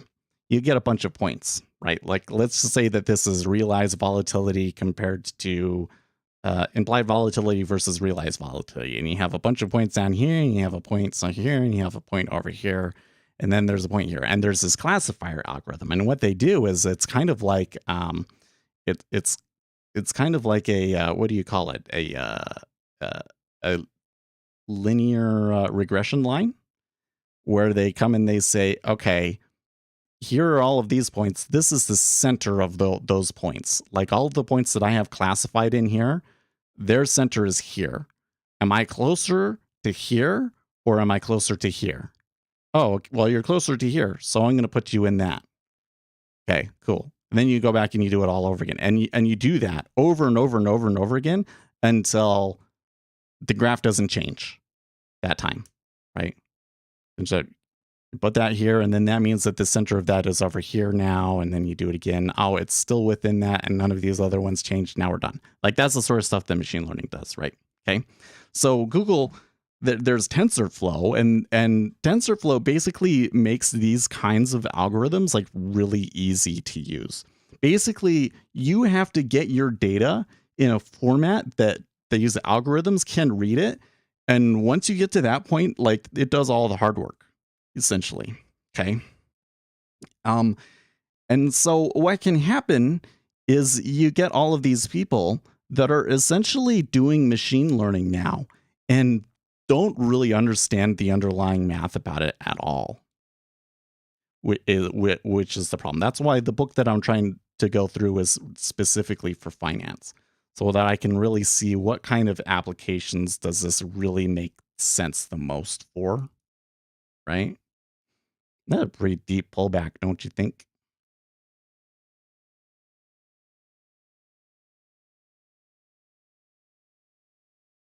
Mm, It's kind of to the point where if I wanted to add another contract on of risk, I could maybe actually do it here, but okay. So anyways, there certainly probably is the case that a lot of people are misusing it. I also think that there's probably the case where a lot of high frequency trading firms are using machine learning of this type, and because they don't understand the underlying math behind it, and they don't understand the fat tails. One thing, for instance, that Taleb talks about in his book is that it's like one thing when you're just doing things in two dimensions, but then when you start to try and apply these statistical methods to something that has like 23 axes, then the errors compound themselves, but compound on top of each other. So you need an even larger sample. And if it's fat-tailed, then it makes it even more fat. And then there's all these problems where it's like it can only be fat-tailed one way, and what do you do? And it gets weird, right? So that's why I think that you see some of these things like this quant blow up that we had, and that I think you'll probably continue to see HFTs blow up from time to time, where it's just going to run into an issue with their machine learning and they're too leveraged, right? But I intend on understanding all of it. That's why I got a statistics book. I got a machine learning book. I'm more interested in the machine learning right now, so I want to do that. And I want to write a book, add some other stuff like treasury modeling and a technical analysis t-shirt. I don't know if the technical analysis t-shirt is too big of a deal right now. I would rather pay somebody to do that. But the treasury modeling thing, I went into that a little bit, and I kind of feel like I went as far with it as I probably can right now. I don't know. And then the tests. Those are the things that I think I can do with this extra time that I'm not doing because I'm streaming. What do you think?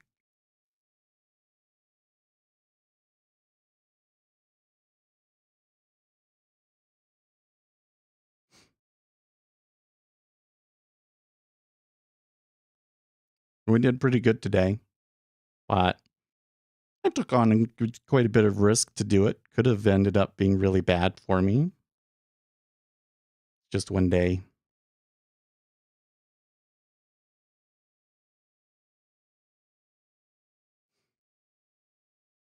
Poll. Should Seth stream less?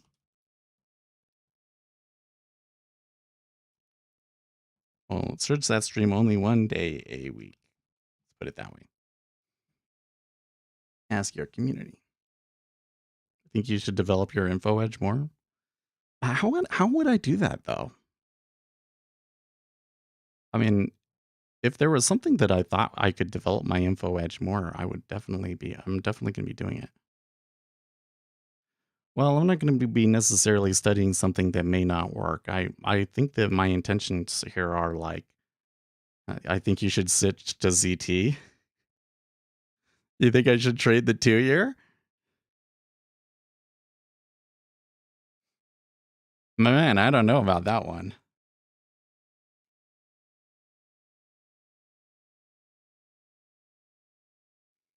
Presumably, with the higher flows in there and everything, we should be able to find more predictive signals, but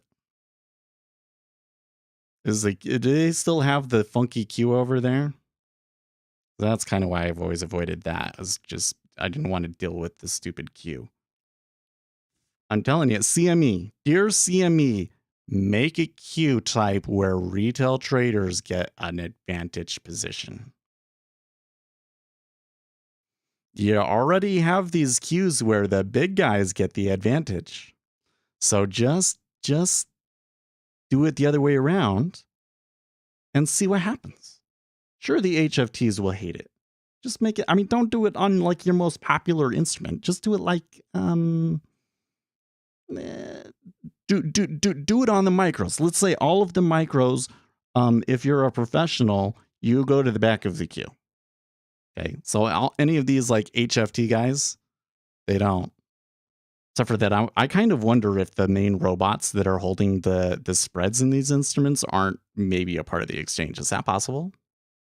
Because that's how I would do it. I would be like, well, I don't trust anybody to come in and actually do it for us. So I think that we should have something that arbitrages between the two instruments to some extent. Maybe.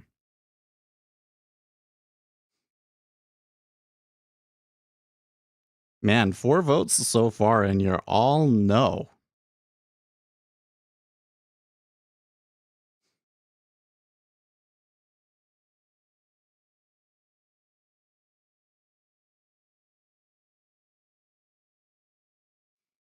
I kind of feeling like maybe we could move higher, especially after the European close, but I don't know.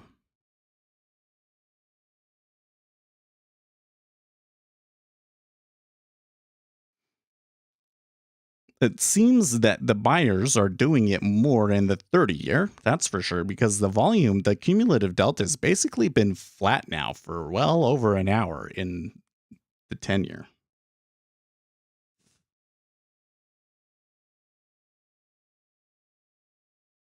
Which info can make the most money in bonds? If there isn't, then move to something else. How about stocks? I think that we probably okay. So there's a couple of problems with stocks, right? The first thing is that I would have to have a much larger wad of cash to be able to even really day trade.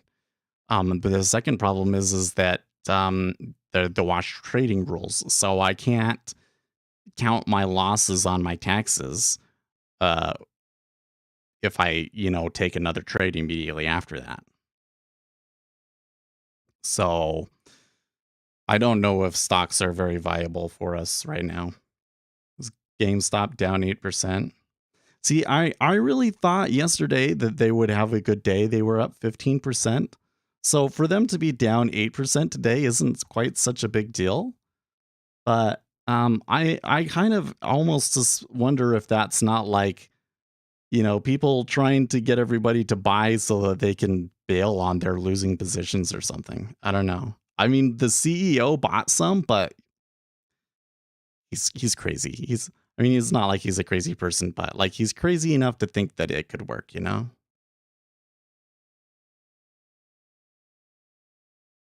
I saw a video on how much your channels can make. Dude, we make money. I've been putting everything that I've made back into the business so that it's tax neutral, but we make money. It was actually, I was not enough to live off of or anything like that, but it was enough to basically do anything that I would ever want with the stream aside from hire an editor. But yeah, and if we take the time off, and that's the thing, is that if we took the time off from streaming and day trading and put it into studying and making videos, and I would probably need to, I would make at least 1 video a week, if not 2, depending on how much time I have. But I would be able to have all of this time to write them and stuff, and I would be able to go on to more current issues. I think the thing that I want to talk about next is like options gamma.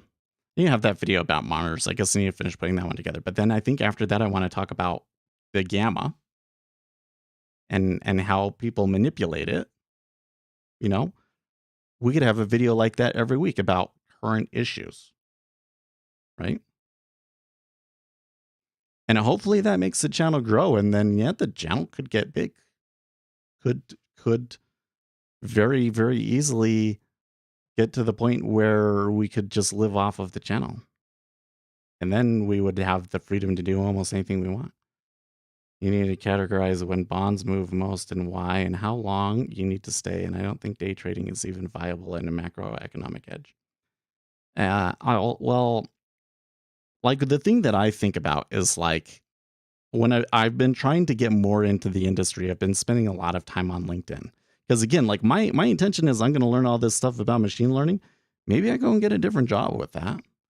I already feel like I have some skills and knowledge that would be really valuable to somebody, but the machine learning would really open up even more doors for me.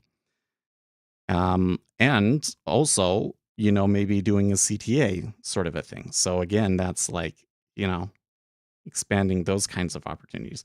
But when I look at the industry as a whole, it seems to me that the people that really make money doing this, like trading futures, are either HFTs or CTAs.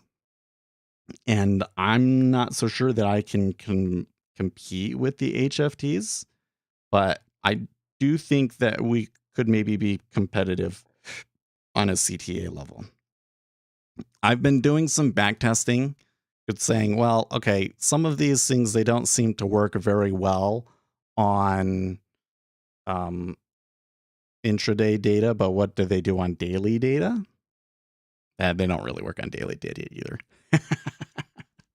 So I was in particular, I was trying filters, and the filters just weren't very good. Does seem like looking for skew kind of helps you, which is really kind of like RSI to some extent, but I think I would rather just look at the skew. That can help, but yeah.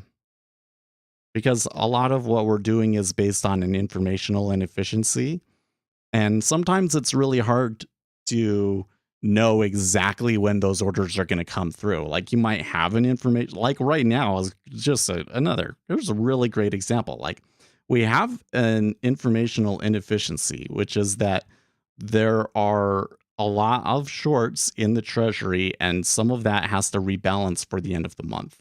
They're going to have to come in and buy bonds before the end of the month. And that's probably what's causing a lot of the bullish action that we've been seeing. And so if there's more buy orders to come before the end of the month, when exactly are they going to come? I don't 100% know. But if I'm a CTA, I can just say, okay, let's just be long now and wait until the end of the month. I don't know if I'd really want to do that in this situation because I think there's still risk of further downside movement in bonds. But, in another month, you could just do that and say, okay, well, we're just going to go long, Seasonal analysis, sure. Yeah.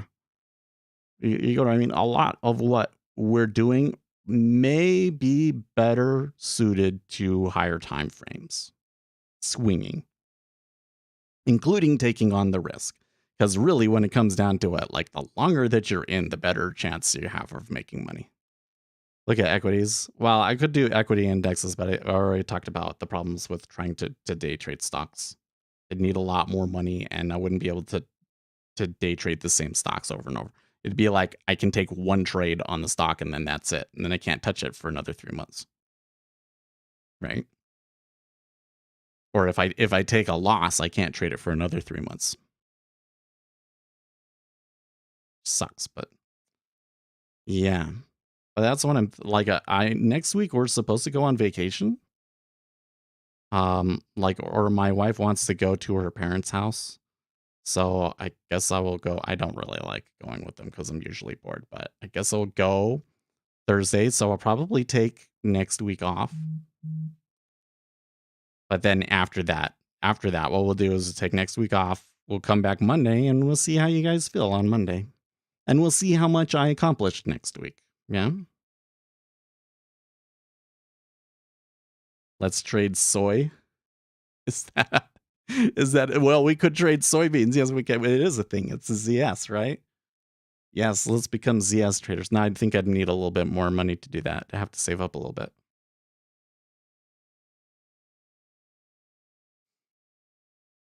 The thing is that we kind of did have some money that we could have traded, but we bought a camera instead. And then all of a sudden it's like, well, do I even want to do the channel, or we're going to stream anymore? Like, will the channel survive? Did I buy this camera for no reason?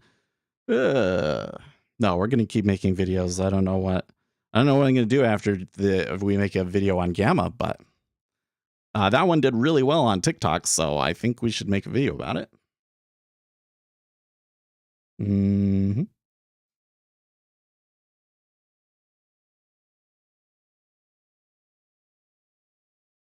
Yeah, if we were a commodities trader, I would hope that we're making tons of money right now because commodities have just been going crazy.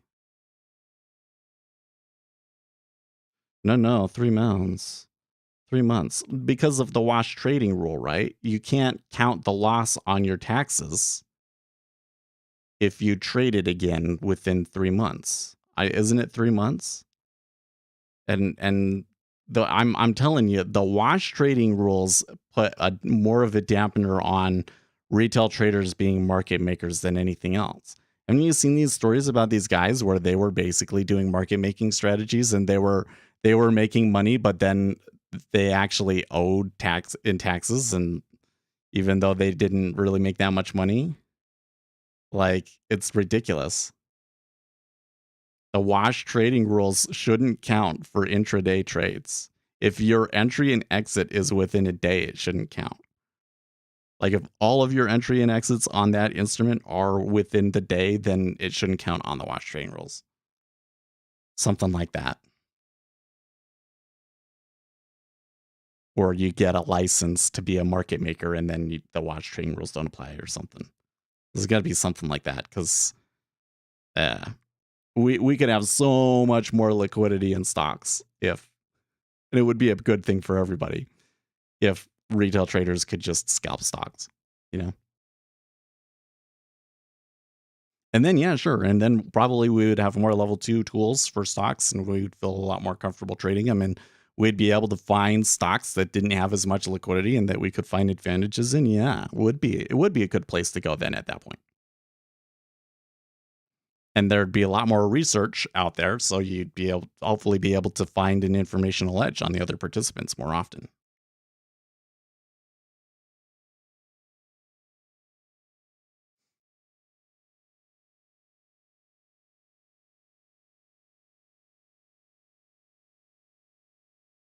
Too many stupid rules trying to protect ourselves from ourselves have that. Well, in that instance, they're just trying to avoid what they don't want to do is the stock moves down, so you sell it and then immediately buy it back, and you count that sell against your taxes, even though you didn't actually lose any money. That's what they're trying to solve. It's kind of dumb. It seems to me that Congress isn't very up on these rules. Like, they really should be changing the mark-to-market rules is another thing. There's probably zero chance of Congress doing anything about that.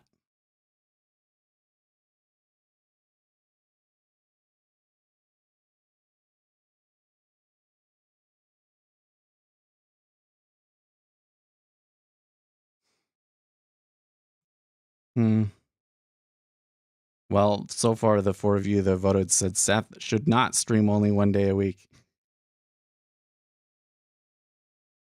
Why is it selling? Well, the S&P 500 isn't really going anywhere. The treasuries, there was a large meta order buy in the 30-year, pushing us up to new highs in both the 30 and 10. And then since then, it looks like we're back to post-meta order regime change, flattening out. There could be another meta order buy. In fact, I think that there probably will be, although it might not be as big. There could also be a change after the European close. That's always something that kind of seems to change things. It seems like the Europeans are the ones that are selling more. So Pelosi being in charge seems to be doing okay for a job, right? That the more you learn about Nancy, the more sick it makes you, right? She is just, it's just crazy that she's been in for so long.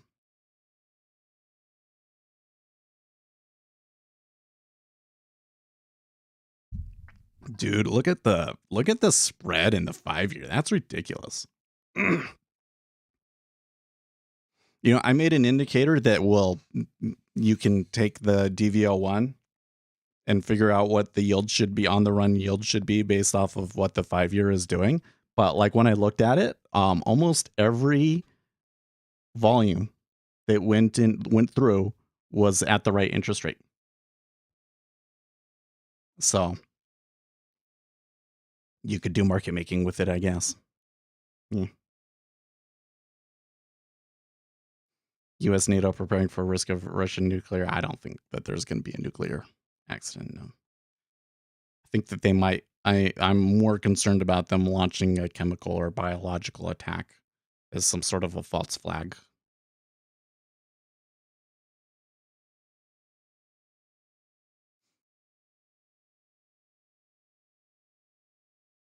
No, we did get a little buy up there to the higher end of the range, but I don't know if it's they're really doing anything yet.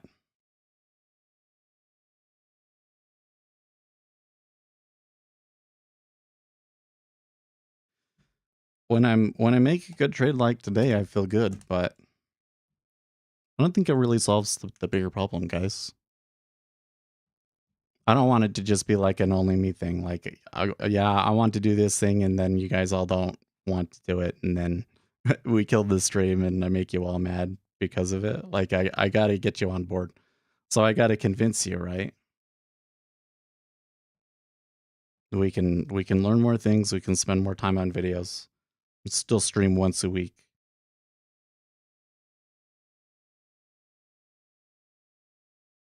Save up more money. Maybe save up for a year or two, and then try and do a real like a real swing strategy sort of a thing, right?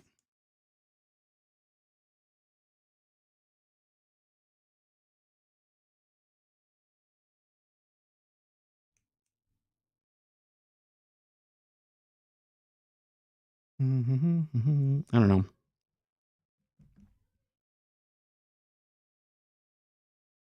They're sure not comfortable with this sleepy, pathetic administration. I was yesterday. There was like new low approval rating for him.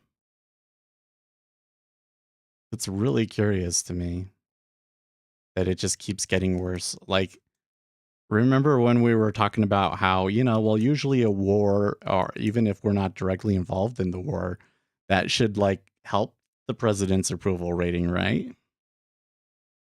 Seems like everybody's just displeased with what they're doing all around. I really think it comes.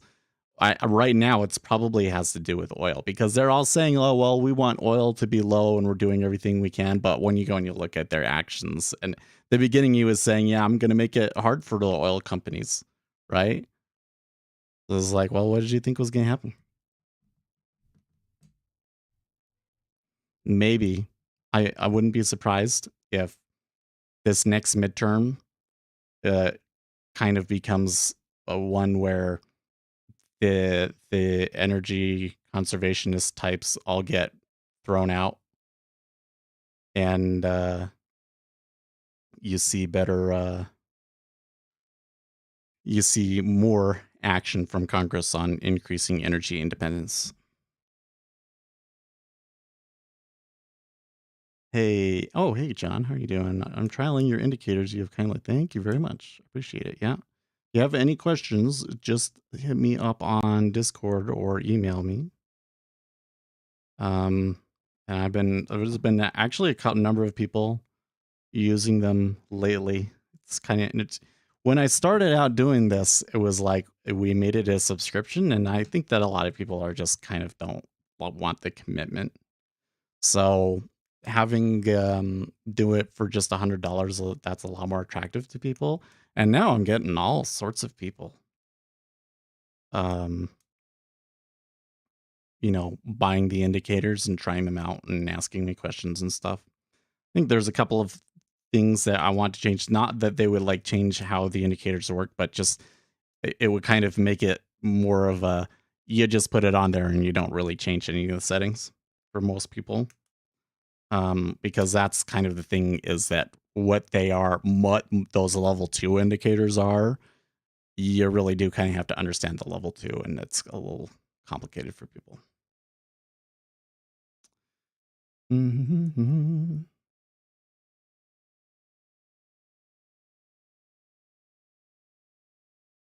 Okay. So if PMI is great, aren't bonds supposed to be selling?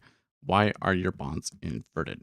So I think that the most dominant factor in the bonds today is end of month rebalancing, people having to buy.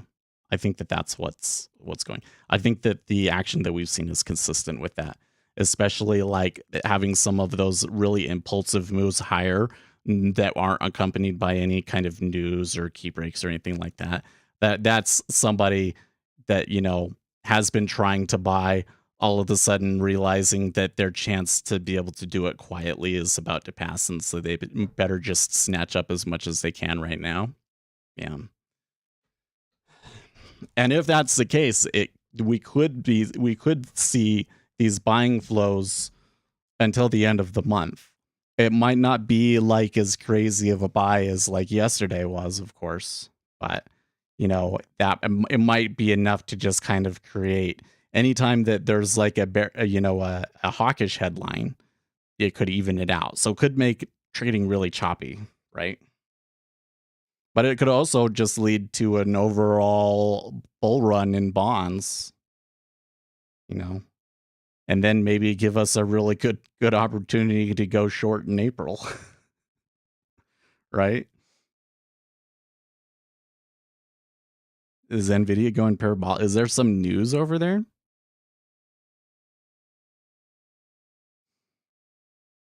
I haven't been following my Twitter very closely today.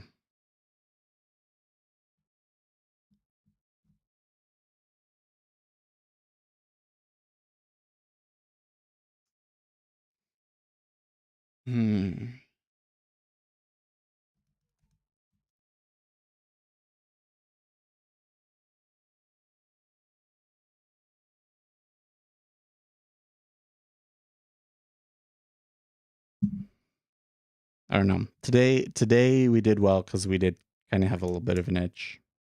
Worked out. Didn't work out yesterday. If I had been like all in on that move, that would have been. I lost a little bit on that. It was painful day yesterday, I must say. I was quite depressed. In fact, I think I'm probably still depressed. I think I'm going to end today, even with the big win. I think I'm going to end today be a little depressed.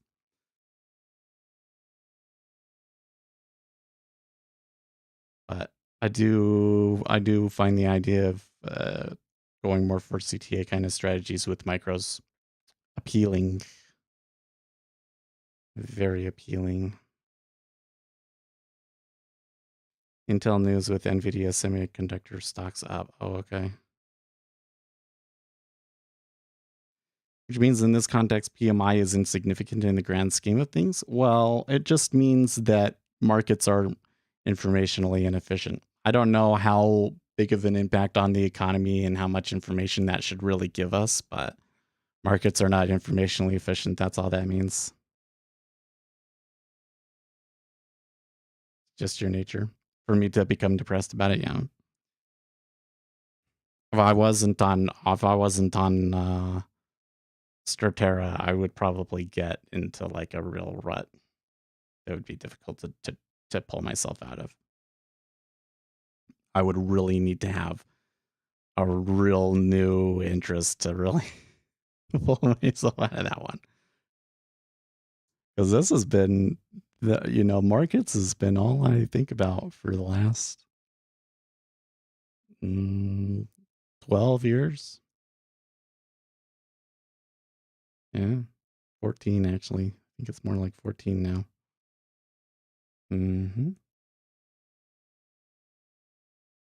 A little test on the low end of the range in the treasuries. Not really. It kind of still looks like it's moving kind of freely, and that nobody really wants to push it. If we do see another round of buying, it might be an hour from now. But it may just kind of like not do much the rest of the day. It is a long time. I mean, I've only been doing futures for the last 5, but I've been involved in markets a long time. Been watching markets a long time.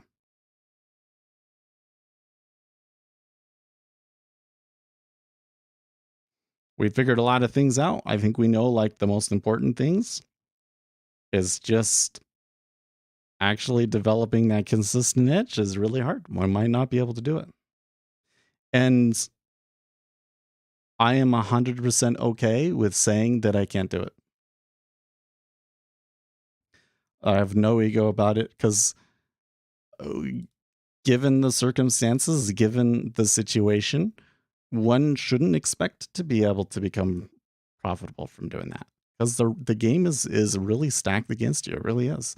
You have to have significant edge to overcome those obstacles, and that edge, especially that significant of an edge, is just particularly uncommon to come across. Somebody's going to have it. Somebody's going to have it, but it's really hard to come by, you know?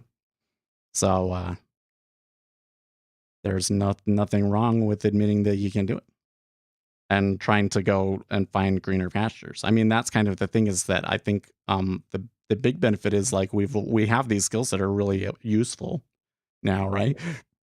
Hopefully we come across opportunities. Maybe it's a new market and you can become the leader in that new market. You know, there's just things change, laws change, et cetera, et cetera, et cetera. And we can be better positioned to take advantage of it than other people. We just kind of have to wait long enough, right? And maybe the opportunity for me is in being a CTA. It kind of seems like I might be able to do it.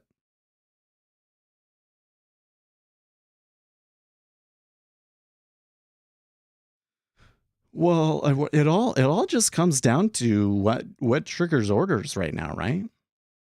PMIs aren't typically really strong movers. Even though they were all good, they're not typically strong movers. And it's not uncommon to see a situation where like everybody waits for the PMIs and then it kind of comes in line and like it doesn't matter. And then they go and they do the orders that they were planning on doing all along, right? Happens all the time.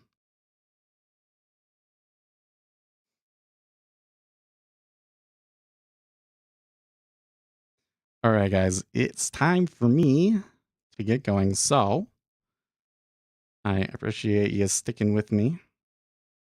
We'll talk more about this on Friday, but I'm still leaning towards taking a lot more time to study. So, but we did good today. Stay profitable.